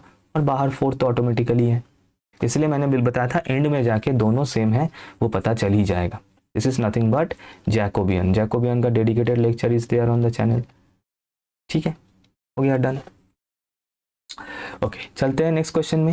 ये वाला क्वेश्चन का सॉल्यूशन का अप्रोच थोड़ा सा हटके है, अदरवाइज सेम टाइप का ही क्वेश्चन है। फंक्शन गिवन है एनालिटिक करके, और हमें ये चीज़ प्रूव करते हुए चलना है। लेक्चर लेंदी बन रहा है, और देखो कितना सारा क्वेश्चंस भी सॉल्व होता हुआ जा रहा है। लाइक ज़रूर करना अगर अच्छा लग रहा है तो, बहुत मेहनत से ये सेशंस बनते हैं, और शेयर करना जितना ज़्यादा हो सके बिफोर द एग्ज़ाम। अच्छा, इसको पहले थोड़ा सा इसको कर लेते हैं कुछ काम इसके साथ, क्योंकि यहाँ पे दिक्कत देगा ये log of f dash Z, F dash Z. ठीक है, इसको एक काम करते हैं, मैं यहाँ पे इसका कैलकुलेशन साइड में late us do it, that is ये। ठीक है, ये है log of modulus of f dash z, ये क्वेश्चन में गिवन है, और इसको हमें इसके ऊपर वो नेबुला ऑपरेटर अप्लाई करना है, सेकंड ऑर्डर पार्शियल डेरिवेटिव करना है। बाकी सब तो चीज़ें बिल्कुल सेम है as the last questions, but यहाँ पे थोड़ा सा ये दिक्कत देगा ये फंक्शन, तो इस फंक्शन को थोड़ा सा डेलिकेटली हैंडल कर लेते हैं।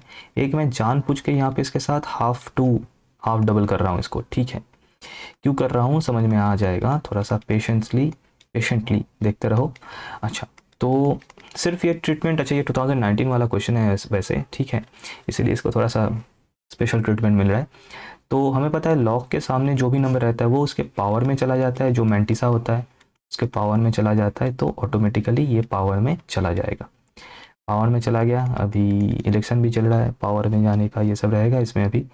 तो लॉग ऑफ, अब हमें पता है कि इसको हम लोग लिख सकते हैं इफ डैश जेड स्क्वायर है, क्योंकि तो मॉडुलस से तो प्लस ही निकलेगा, तो इनटू इफ डैश जेड। ठीक है, ऐसे लिख सकते हैं। अब हमें ये भी पता है log of a into b हो जाता है असल में log of a plus log of b, तो बेसिकली ये हो जाएगा log of f dash z plus log of f dash z. ये मैंने क्यों किया पता है, ये मॉडुलस साइन को हटाने के लिए, और कुछ नहीं, just to remove the modulus sign. इसका मतलब सिंपली मुझे यहाँ से मिल रहा है दिस, इसको पहले ऐसे रखते हैं, इसको बाद में देखा जाएगा, मैं इसके ऊपर आऊँगा बाद में। ठीक है, अब आ जाते हैं इस साइड में। अभी मेरे पास क्या क्या इन्फो है, मेरे पास है z equals to x plus i y है। ठीक है, तो z बार क्या होगा, complex conjugate x minus i y, ये तो अभी तक तो याद हो ही गया होगा, इतना मैंने बता दिया इसके बारे में। अच्छा, तो x क्या मिल जाएगा, यहाँ से दोनों को ऐड कर दो तो half into z plus z bar मिल जाएगा x का वैल्यू, और y क्या मिल जाएगा, दोनों को माइनस कर दो। अच्छा, पहले मैं माइनस करके दिखा देता हूँ वरना तुम लोग पंगा करोगे फिर। z माइनस जेड बार अगर मैं कर दूँ तो क्या हो जाएगा, 2i हो जाएगा सिंपली। ठीक है, ओके, तो यहाँ से y मिल रहा है क्या, 1/2i into z minus z bar. Okay, अच्छा, तो एक काम करते हैं, i मुझे नीचे नहीं चाहिए, i को मुझे ऊपर करना है, तो ऊपर और नीचे i से मल्टीप्लाई होगा, तो नीचे हो जाएगा 2i स्क्वायर, और 2i स्क्वायर का मतलब होता है -1, तो इसका मतलब ये आ जाएगा -i/2 z minus z bar. तो मुझे x और y दोनों का वैल्यू मिल चुका है in terms of z and z बार, और ये मैं क्यों कर रहा हूँ ये भी पता चलेगा। सिर्फ ये स्पेशल क्वेश्चन है, इसके लिए ये ट्रीटमेंट है, बाकी तुम लोग को लास्ट क्वेश्चन वाला जनरल पैटर्न ही फॉलो करते हुए चलना। अच्छा, ये हो गया, डन है। अब मैं क्या करूँगा, मैं यहाँ पे डेल डेल जेड कर लेते हैं। हाँ चलो, डेल डेल जेड कर लेते हैं। डेल डेल जेड को मैं लिख सकता हूँ, या मैं इस तरीके से लिख सकता हूँ कि del del x into del x del z, operator को मैं लिख रहा हूँ, plus del del y into del y del z. ये क्या है, ये क्यों है, ये टोटल डिफरेंशियल में ये लिखा जाता है, ये भी पार्शियल जो multi function of several variables का जो पोर्शन है मल्टीवेरिएट कैलकुलस का, तो उसी में ये आ जाता है। और सिमिलरली डेल डेल जेड बार को भी मैं लिख सकता हूँ क्या, क्योंकि जेड और जेड बार दोनों ही एक्स और वाई दोनों का फंक्शन है, तो इसको मैं इस तरीके से लिख सकता हूँ और हमें इस तरीके से इसको लिखना भी पड़ेगा। तो दिस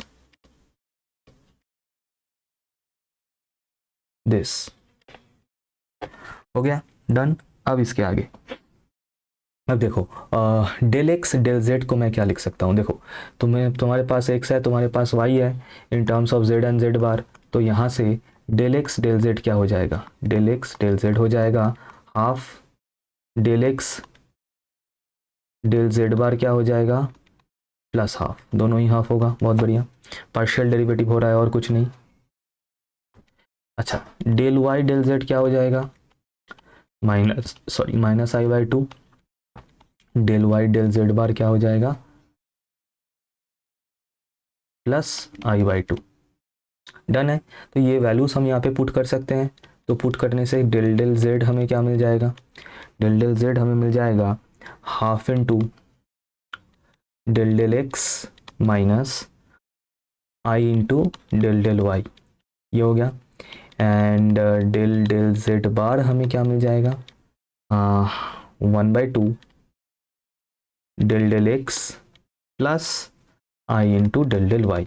अब ये सब मैंने क्यों किया, अब वो मैं बताता हूँ। देखो ये जो इसको ना तुम लोग चाहो तो लास्ट वाला जो क्वेश्चन है उसके तरीके से बिल्कुल इसी तरीके से सॉल्व करना, मैं यहाँ पे थोड़ा सा डिफरेंट अप्रोच मैंने एक दिखाया और कुछ नहीं, बिल्कुल इस तरीके से सॉल्व करके देखना, हो जाएगा, ठीक है। अच्छा, तो इसका जो देखो, अगर अब मैं क्या करता हूँ, अगर मैं इन दोनों को मल्टीप्लाई कर दूँ, if I multiply this two, ठीक है, मान लो इसको 1 है, this is 1 and this is 2, इस 1 एंड 2 को अगर मैं मल्टीप्लाई कर दूँ, प्रोडक्ट कर दूँ 1 एंड 2 को, तो क्या मिल जाएगा, तो लेफ्ट हैंड साइड में जो मिलेगा that is nothing but second order derivative del two del z bar, और राइट हैंड साइड में क्या हो जाएगा 1/4 इंटू ये हो जाएगा, if you do it this will be a plus b into a minus b का फॉर्मूला, तो ये होगा plus del two del y two, इसका मतलब del two del x two plus del two del y two हमें मिल क्या रहा है 4 into del two del z बार।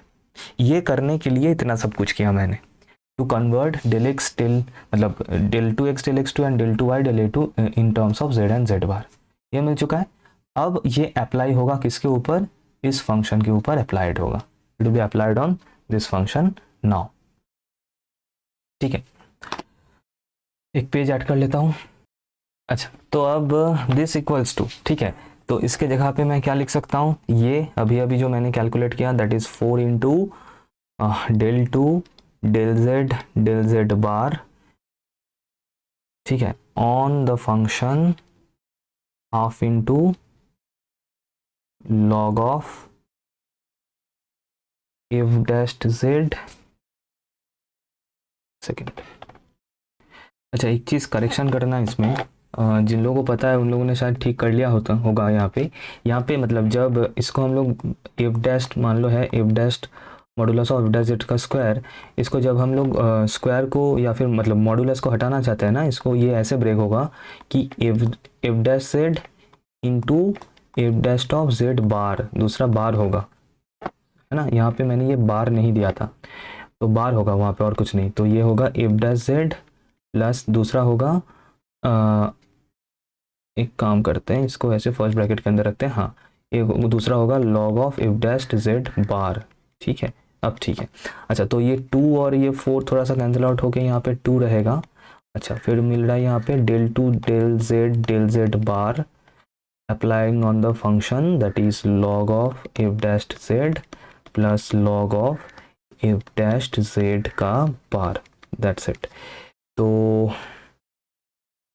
हाँ, तो अब पहले डेल जेड बार करते हैं, है ना, इसको पहले रखते हैं और डेल जेड बार को इसके ऊपर अप्लाई करते हैं इसके ऊपर, मैं नहीं लिख रहा हूँ पूरा फंक्शन यहाँ पे लिखना, तो क्या होगा 2 इंटू डेल जेड बाहर रहेगा, तो जेड बार के रेस्पेक्ट में पहले जेड बार के रेस्पेक्ट में डिफरेंशिएशन हो रहा है पार्शियल डेरिवेटिव, तो यहाँ पे कोई जेड बार का टर्म है नहीं, तो ये तो 0 हो जाएगा पार्शियल डेरिवेटिव, यहाँ पे जेड बार का टर्म है तो इसका डेरिवेटिव होगा, तो क्या मिलेगा 0 प्लस, अच्छा अब इसका डेरिवेटिव क्या होगा, लॉग का डेरिवेटिव क्या होता है, पहले ये 1 बाई हो जाएगा लॉग की वजह से, लॉग की वजह से ये 1 बाई हो जाएगा, और फिर एफ डैश का डेरिवेटिव एफ डबल डैश हो जाएगा जेड बार, ये कुछ इस तरीके से इक्वल्स टू, अब जब मैं z के रेस्पेक्ट में इसको डेरिवेटिव पार्शियल डेरिवेटिव करने जाऊंगा तब मुझे कोई z का टर्म मिल रहा है, कोई भी z का टर्म नहीं है, तो ऑटोमेटिकली ये जो है ये 0 हो जाएगा, जो कि हमें प्रूव करना था, तो ये प्रूव हो चुका है।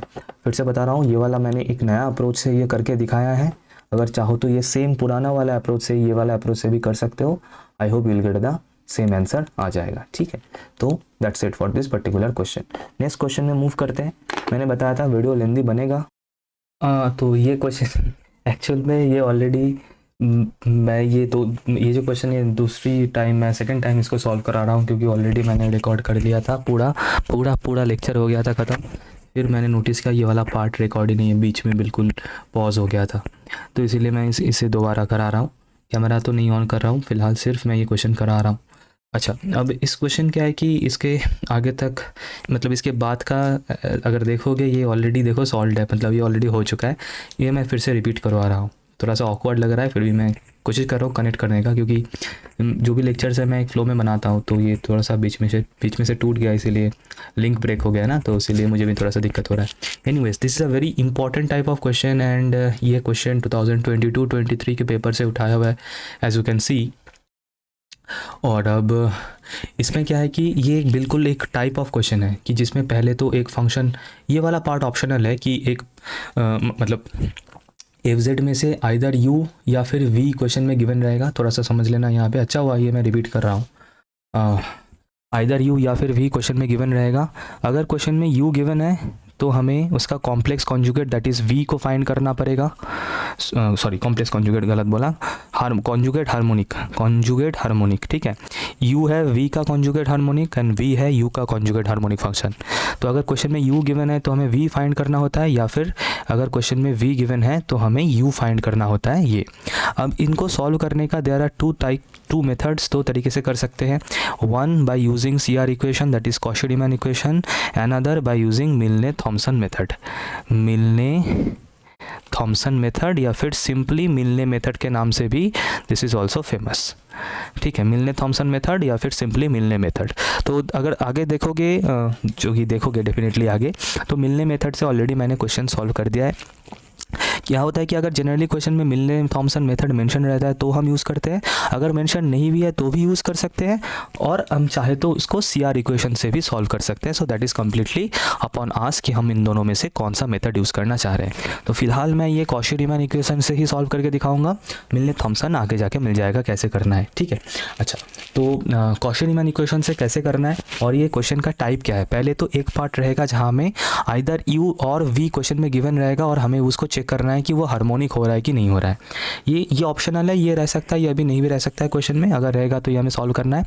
अदरवाइज जो मेन पार्ट है इस टाइप ऑफ क्वेश्चन का वो है इसका second part, find its conjugate harmonic function v such that this, ठीक है। अच्छा, जब मिलने थॉमसन करोगे तो थोड़ा सा ध्यान रखना, मिलने थॉमसन में क्या होता है कि अगर क्वेश्चन में यू गिवन है तो उसका जो एफ डैश जेड का फॉर्मूला बनता है वो कुछ तरीके से, एक तरीके से बनता है, और अगर क्वेश्चन में वी गिवन है तो उसका एफ जेड का जो फॉर्मूला बनता है वो कुछ एक तरीके से बनता है। तो जो मैंने डेफिनेटली एक्सप्लेन किया है, आगे जब हम लोग मिलने थॉमसन लगा रहे होंगे तो उसमें थोड़ा सा इसका ध्यान रखना। फिलहाल इस क्वेश्चन को सॉल्व करते हैं। तो पहले हमें यू को चेक करना है कि यू हार्मोनिक है कि नहीं। अब यू हार्मोनिक है कि नहीं ये हम कैसे बता सकते हैं, मतलब यू एक्स वाई हार्मोनिक होगा अगर u x y Laplace equation को सेटिस्फाई करेगा, दैट इज अगर हमें u x x plus u y y equals to 0 मिल रहा है तो पहले यहाँ पे u गिवन है तो इसका पार्शियल डेरिवेटिव करके ux निकाल लेते हैं। वैसे u क्या गिवन है एक बार लिख ही लेते हैं अच्छे से, प्यार से, बिल्कुल। अच्छा, u एक्स वाई क्वेश्चन में क्या गिवन है, that is 1/2 log of x square plus y square. अच्छा, एक और चीज़ मैं बता दूँ, ये क्वेश्चन 2014 में भी आ चुका है, एंड नॉट ओनली दैट, ये क्वेश्चन यहाँ पर भी आगे मिलेगा 2015, सॉरी हाँ 2014-15 के सेशन में भी आया था। और ये क्वेश्चन मतलब ये मैं होमवर्क के लिए दूंगा बिकॉज एग्जैक्टली सेम क्वेश्चन है, दोनों एग्जैक्ट सेम क्वेश्चन है। लेकिन जब ये तुम लोग एज होमवर्क सॉल्व करोगे तब कोशिश करना इसको मिलने थॉमसन से सॉल्व करो। मैं कॉशी रीमान से इसको करा रहा हूँ, तुम लोग जब उसको करोगे तब उसको मिलने थॉमसन से सॉल्व करना, इसी सेम क्वेश्चन को, ठीक। अच्छा, हार्मोनिक के लिए पहले हमें इसका यू एक्स निकालना है, that is partial derivative with respect to x. क्या हो जाएगा, हाफ जैसा वैसे ही रहेगा, लॉग के वजह से, लॉग का डिफरेंशिएशन क्या होता है, 1 हो जाता है, तो 1/x² प्लस वाई स्क्वायर हो जाएगा। अब चेन रूल के वजह से इसका डेरिवेटिव होगा विद रिस्पेक्ट टू एक्स, तो होगा सिर्फ 2x, और वाई स्क्वायर तो 0 हो जाएगा। So 2 will be cancelled out and will get x/x² plus y square, ये हो गया। नेक्स्ट यू एक्स हो गया। अब यू वाई निकाल लेते हैं, यू वाई क्या होगा, u y will be exactly same, सिर्फ ये होगा y/x² प्लस वाई स्क्वायर, बाकी तो सेम ही बनेगा। अच्छा, यू एक्स एक्स निकाल लेते हैं, दैट इज इसको एक और बार डेरिवेटिव करेंगे विथ रिस्पेक्ट टू एक्स, एक और बार डेरिवेटिव करेंगे विथ रिस्पेक्ट टू एक्स, तो u by v product division जो रूल होता है डिफरेंशिएशन का, u by v rule apply होगा, तो क्या होता है वी का स्क्वायर नीचे जो है इसका होल स्क्वायर होगा, बहुत बढ़िया। फिर v इंटू यू का derivative that is x² plus y square into x का derivative with respect to x, तो ये 1 होगा, minus x into x² plus y square का derivative with respect to x, तो ये 2x होगा। तो यहाँ से अगर हम लोग सिंप्लीफाई करें तो यहाँ से हमें मिल जाएगा y square minus x² by x² plus y square का whole square, this we are getting u x x. और सिमिलरली अगर हम यू वाई वाई को करें, जिसको मैं इलेबोरेटली नहीं कर रहा हूँ, डेफिनेटली ये आ जाएगा, that is x² minus y square whole divided by x² plus y square का होल स्क्वायर, ठीक है। अब हमें चेक करना है, ये लैप्लास इक्वेशन चेक करना है सेटिस्फाइड हो रहा है कि नहीं हो रहा है, to check the function u is a harmonic function और नॉट। तो नाउ कुछ दूसरे इंक यूज़ करते हैं, बीच बीच में इंक चेंज होता रहना चाहिए। तो u x x plus u y y अगर करेंगे तो ये दोनों ऐड होगा, और जब कौन सा दोनों ऐड होगा, इसके साथ ये ऐड होगा, यू एक्स के साथ यू वाई वाई ऐड होगा। ऐड करते हुए एक चीज़ नोटिस करना कि दोनों का डिनोमिनेटर जो है वो नीचे जो है वो बिल्कुल सेम है, तो वो एलसीएम चला जाएगा कुछ इस तरीके से, और ऊपर में जो रहेगा that is nothing but x² minus y square plus y square minus x², जो कि कैंसिल आउट होगा पूरा होके, ये जो है 0 मिल जाएगा। Therefore Laplace equation is satisfied and hence u(xy) is a harmonic function, that's it, done। अच्छा, सेकेंड नेक्स्ट पार्ट में हम लोग जो करेंगे that is conjugate harmonic find करेंगे इसका, लेकिन बाय यूजिंग CR इक्वेशन वाला मेथड, इस मेथड से करेंगे, ठीक है। और इसको तुम लोग सॉल्व करना मिलने थॉमसन यूज़ करके भी एज होमवर्क, ठीक है, देखना कि दोनों का सेम आंसर आ रहा है कि नहीं। अब देखो इसको कैसे करना है, मिलने थॉमसन से बहुत इजीली हो जाता है, लेकिन फिर भी हमें दोनों ही मेथड पता होना चाहिए।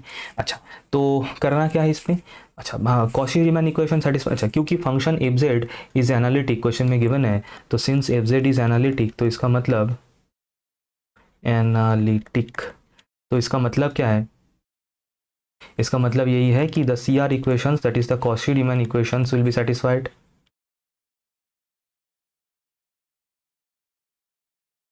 एंड देयरफॉर हमें क्या मिलेगा, that is ux equals to vy and uy equals to minus vx, ये दोनों हमें मिलेगा एज कॉशी रीमान इक्वेशन। अच्छा, अब ux क्या है, that is del u del x, del u del x क्या है मेरे पास क्वेश्चन में गिवन है, मतलब मैंने कैलकुलेट कर ही लिया था, ये रहा ux, तो इसको लिख लेते हैं, that is x/x² plus y square, and this equals to according to CR equation this is equals to vy, that is del v del y।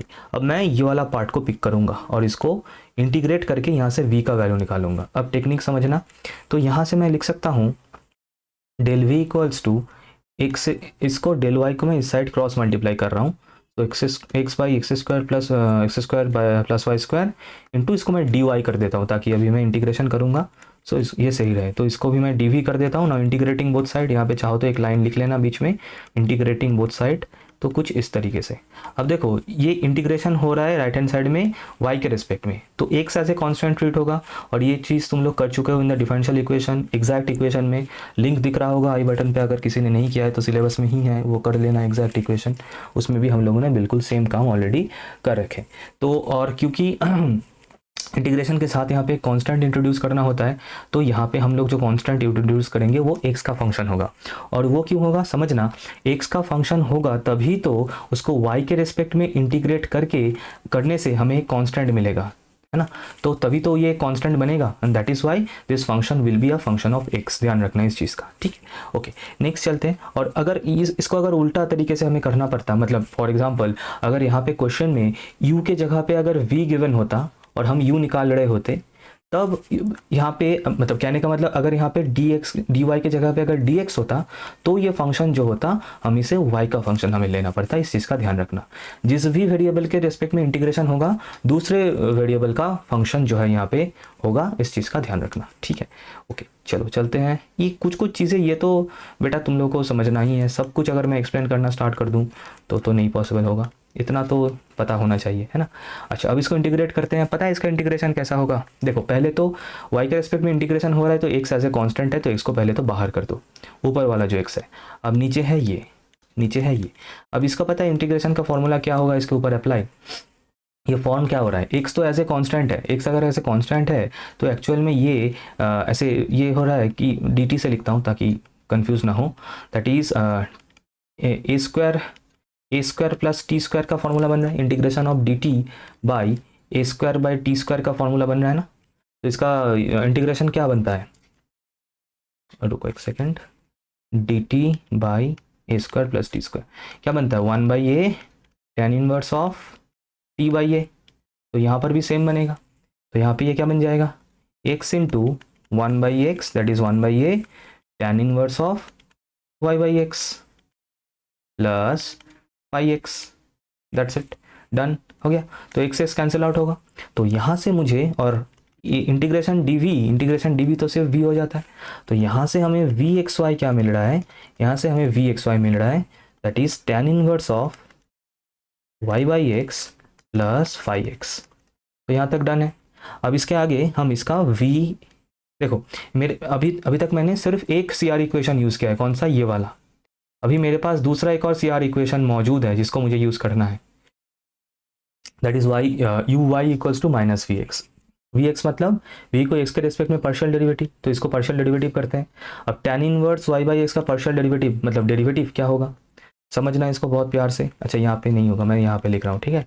We x equals to tan inverse y by x क्या होगा, पहले तो ये 1/1 plus y square x square हो जाएगा, फिर उसके बाद वाई बाई एक्स का डेरिवेटिव होगा एज ए चेन रूल, और यहाँ पे y एज ए कॉन्स्टेंट होगा, तो ये हो जाएगा minus y by x square. I hope ये क्लियर है, y एज ए कॉन्स्टेंट होगा और 1/x का डेरिवेटिव माइनस 1/x स्क्वायर होता है, प्लस 5-x होगा, प्लस 5-x होगा, है ना, क्योंकि ये 5x का भी तो डेरिवेटिव होगा अभी तो रेस्पेक्ट टू x। अच्छा तो इसको अगर सिंप्लीफाई करोगे तो यहाँ से vx क्या मिल रहा है, यहाँ से vx तुम लोग को मिल जाएगा। अच्छा मैं नेक्स्ट पेज में चलता हूँ, इसको कॉपी करके नेक्स्ट पेज में लेके चलते हैं, इसको कॉपी करके नेक्स्ट पेज में लेके चलते हैं। चलो बच्चे बोलते हैं कि ऐसे सर ऐसे रॉ वर्जन में आप पढ़ाते हैं इसीलिए मज़ा आता है। चलो मज़ा भी ठीक है, मज़ा भी होना चाहिए। एक सेकेंड,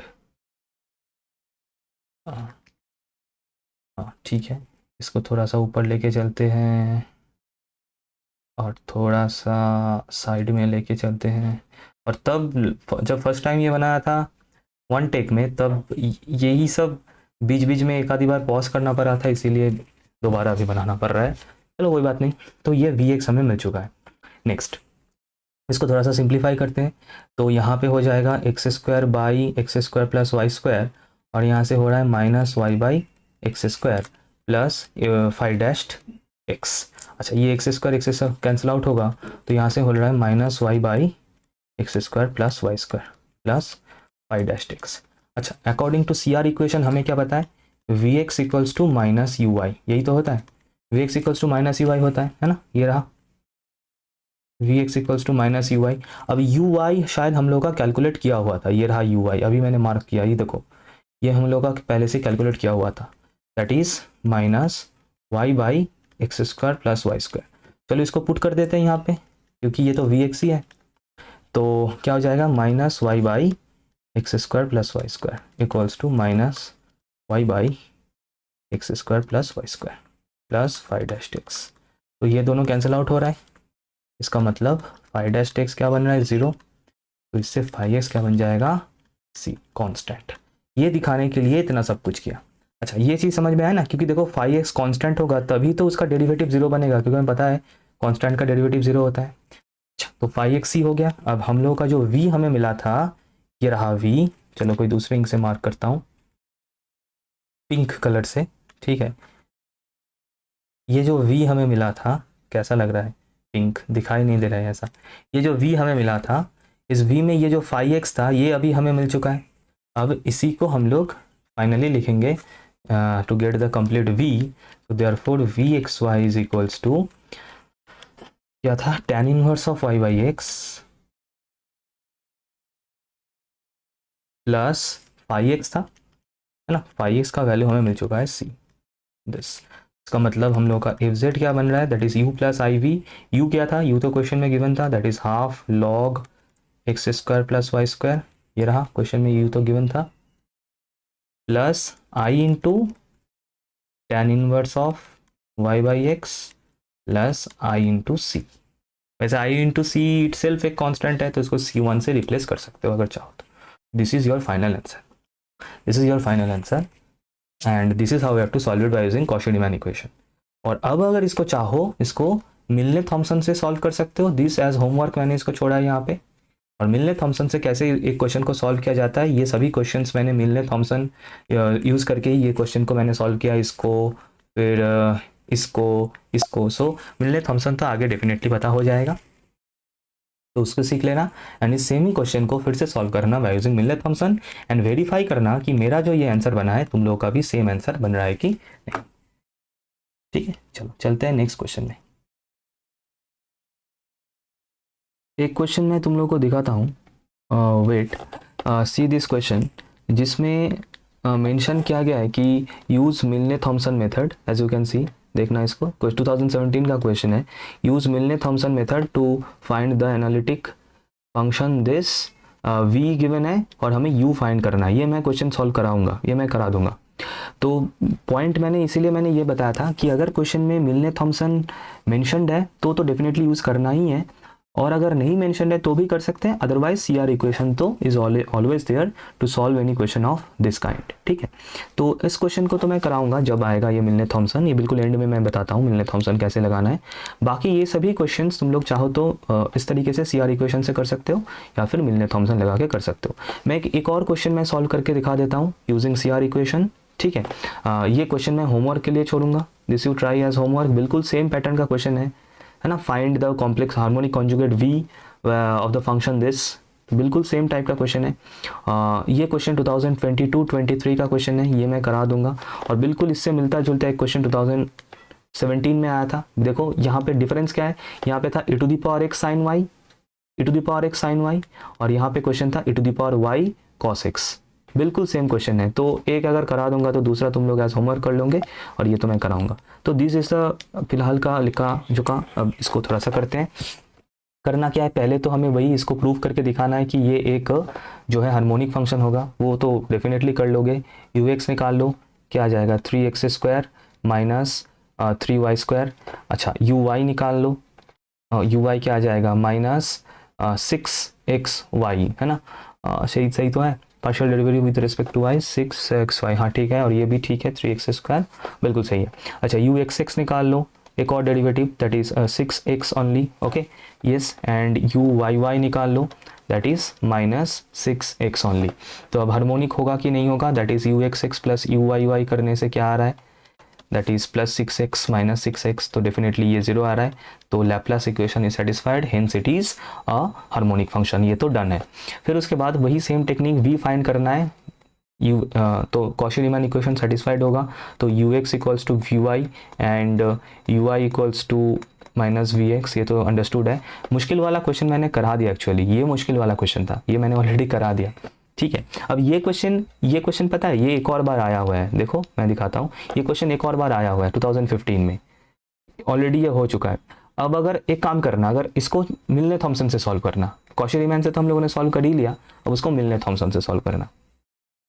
तो सिनेरियो क्या है कि वैसे कॉशी सी आर इक्वेशन या फिर मिलने थॉमसन कम लगाना है जब क्वेश्चन ऐसा है कि यू और वी में से कोई भी एक गिवन हो, तो और दूसरे को हमें फाइंड करना है, दैट इज उसका हार्मोनिक कॉन्जुगेट फाइंड करना हो, तब हम लोग यही अप्रोच लगाते हैं, सी आर इक्वेशन वाला आइदर और मिलने थॉमसन वाला, ये तुम लोगों के ऊपर है। अच्छा, और बाय द वे इस स्टेप में यहाँ पे फाइव डैश एक्स जीरो हुआ था तो फाइव एक्स कॉन्स्टेंट होगा। आई होप ये अंडरस्टूड है, क्योंकि कॉन्स्टेंट का बैक कैलकुलेशन अगर सोचोगे, कॉन्स्टेंट का डेरिवेटिव करने से ही हमें जीरो मिलता है, and that is why I have written this. ठीक है, फिर से आ जाते हैं इसके ऊपर, अचानक ये दिमाग में आया इसलिए बता दिया। तो यू एक्स या वी वाई, हाँ चल हो गया। अच्छा, अब हमारे पास यू एक्स तो है, तो इसका मतलब वी वाई इक्वल्स टू मैं लिख सकता हूँ, हाँ वी वाई इक्वल्स टू मैं लिख सकता हूँ 3x² माइनस 3y²। अब इससे मैं v निकालूंगा बाय इंटीग्रेटिंग, तो इंटीग्रेशन होगा with respect to y, with respect to y integration होगा, with respect to y integration होगा, दोनों side with respect to y integration होगा। तो ये जो फंक्शन होगा इसके साथ, दैट इज जो आर्बिट्ररी कांस्टेंट वाला जो पार्ट है वो x का फंक्शन होगा।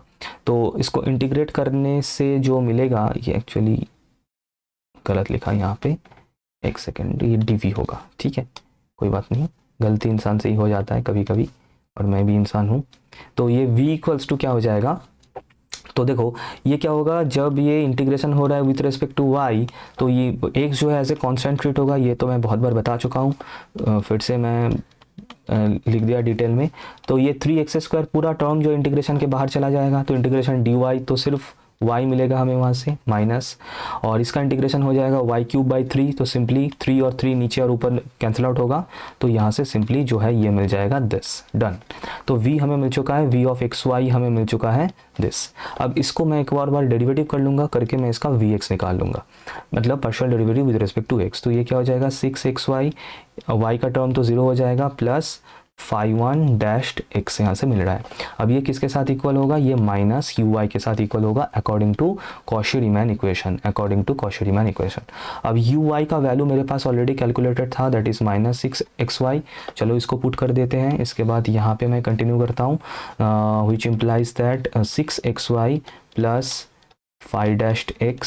5(1)x equals to minus u y, मतलब माइनस ऑफ -6xy, तो माइनस माइनस कैंसिल आउट हो गए। यहाँ पर भी सेम 5(1), मतलब ज़्यादातर क्वेश्चन में 5(1) ये 0 ही होता है, so that 5(1)x is a constant c, done. तो इसका मतलब मुझे v मिल चुका है, and v is of the form, ये रहा vxy is of the form this 3x² y minus y³ plus c, that's it. ठीक है, तो u और v आ गया हार्मोनिक कॉन्जुगेट।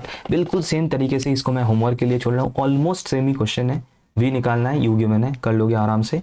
अच्छा, ये वाला क्वेश्चन और ये वाला क्वेश्चन दोनों सेम है, ये ऑलरेडी, ये भी मैं होमवर्क के लिए छोड़ रहा हूँ, लेकिन ये ऑलरेडी सॉल्व है, मैंने सॉल्व करा ही दिया, इसका v ऑलरेडी मैंने निकाल दिया ही है, ये तो डन है। अगर लेकिन मेरा ये है यहाँ पे कि ये मिलने थॉमसन से तुम लोग सॉल्व करो, ये तुम लोग मिलने थॉमसन लगा के इसको सॉल्व करो, मिलने थॉमसन मेथड यूज़ करके सॉल्व करो। ठीक है, अच्छा ये पी नहीं होगा, मिलने थॉमसन मेथड यूज़ करके इसको सॉल्व करना है एज होमवर्क। अच्छा, ये भी मैं होमवर्क के लिए छोड़ूंगा, ये मैं होमवर्क के लिए छोड़ रहा हूँ। ठीक है, ये क्वेश्चन मैं कराऊंगा।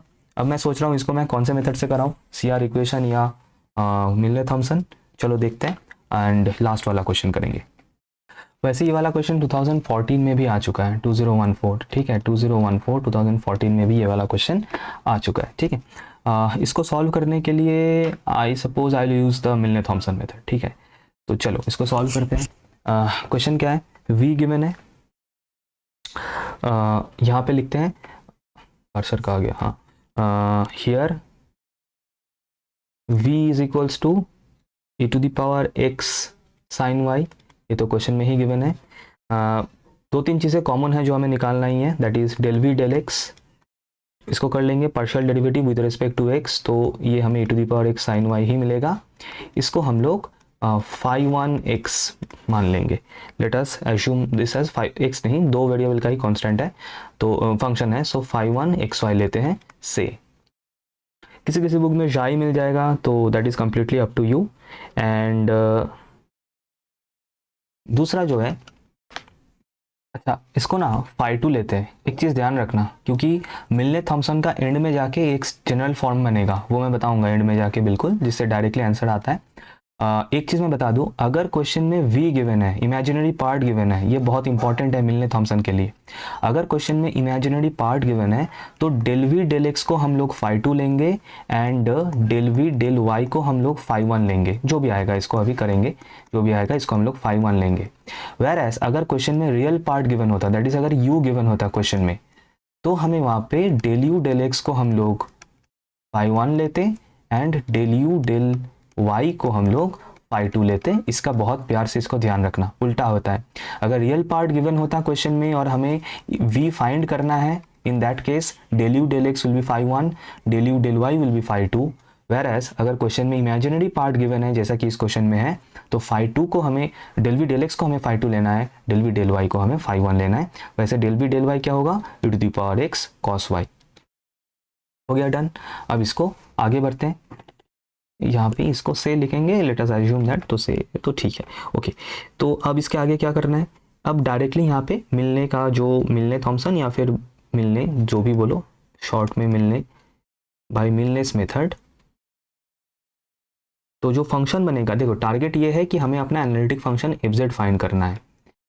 तो f z is equals to, direct मिलता है हमें यहाँ से, एफ जेड इक्वल्स टू क्या मिलता है, that is phi 1 z comma 0 plus i into phi 2 z comma 0। ठीक है, अब देखो फाई 1 एक्स वाई का वैल्यू हमें पता है, ये है फाई 1 एक्स वाई, मत सॉरी फाई 2 एक्स वाई, और ये है फाई 1 एक्स वाई। तो फाई 1 जेड 0 हम यहाँ से निकाल सकते हैं। क्या करना होगा, x के जगह पे z और y के जगह पे 0। तो यहाँ पर भी सेम, x के जगह पे z होगा और y के जगह पे 0 पुट करेंगे, तो हमें क्या मिल जाएगा, e to the power z into cos 0 plus i into same phi 2 के लिए भी same, e to the power z into sine 0। ठीक है, तो इसको अगर हम लोग, अच्छा सॉरी ये एफ डैश जेड है, मैंने जेड एफ डैश मिस कर दिया था, सॉरी एफ डैश जेड है। तो यहाँ से एफ डैश जेड अगर सिंप्लीफाई करें तो क्या मिल रहा है, कॉस 0 का वैल्यू होता है 1, so e to the power z, sine 0 का वैल्यू तो 0 ही होता है, तो सिंपली आई इंटू ये 0 हो जाएगा, तो simply e to the power z हमें यहाँ से मिल रहा है। बहुत बढ़िया। अच्छा, तो इसका मतलब एफ जेड क्या होगा, एफ जेड हमें इंटीग्रेट करना होगा किसका, F dash Z D Z, तब जाके एफ जेड मिलता है ना। क्वाइट ऑब्वियस है ये और बताने के लिए है क्या, है ना। ये आई होप समझ में आया होगा। अरे भाई, क्योंकि एफ डैश जेड क्या है, D D Z of f Z है, डेरिवेटिव।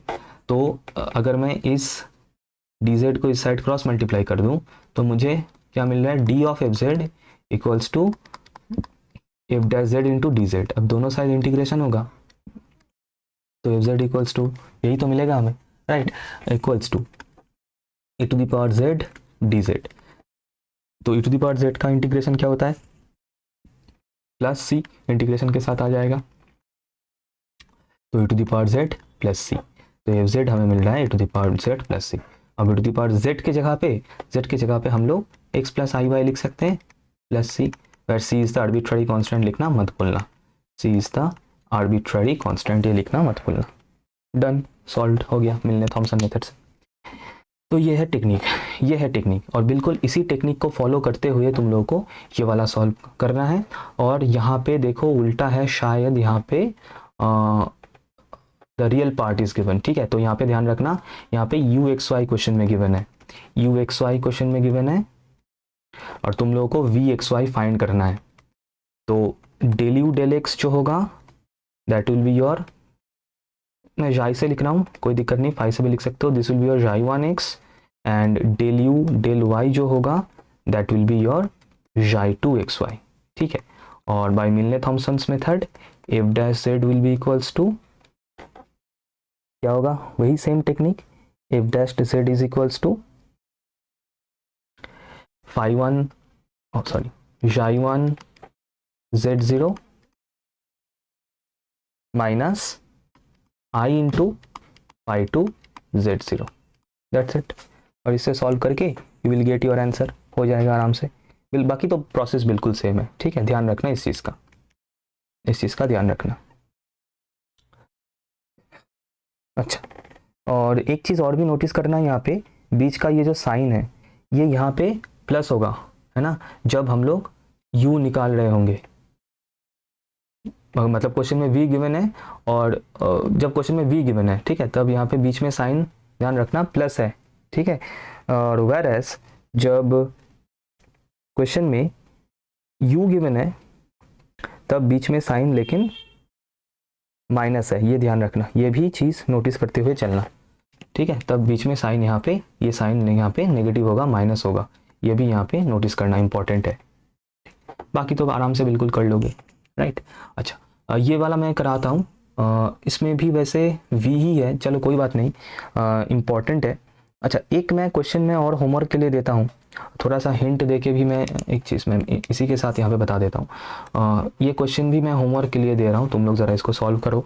दैट इज़ क्वेश्चन में u गिवन है, रियल पार्ट गिवन है, and that is e⁻⁻x into sine y minus y into cos y, ठीक है।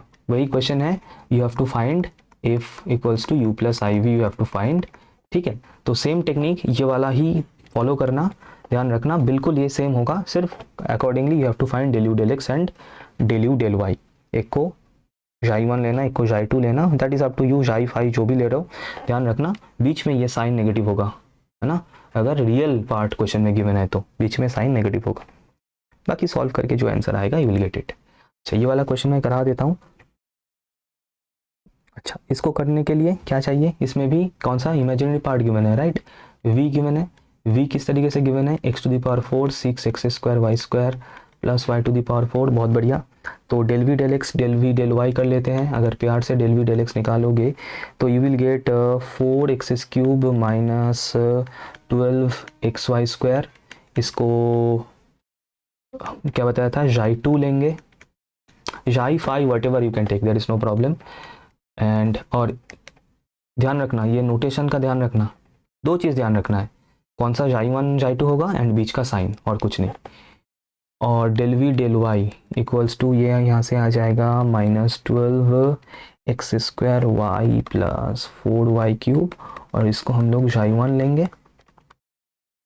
फिर उसके बाद वही by using Milne Thomson's method, by using Milne's method, whatever, f dash z equals to क्या होगा, xi1 z0, बीच में साइन प्लस होगा, इसमें बताया था, into i into xi2 z0, और इसमें साइन बीच में माइनस होगा, ठीक है। जब क्वेश्चन में रियल पार्ट गिवन हो तो, जब क्वेश्चन में रियल पार्ट गिवन है, जब क्वेश्चन में रियल पार्ट इज गिवन, तब बीच में साइन माइनस होगा, ध्यान रखना। अच्छा, बार बार बता रहा हूँ ताकि दिमाग में बिल्कुल फिट हो जाए।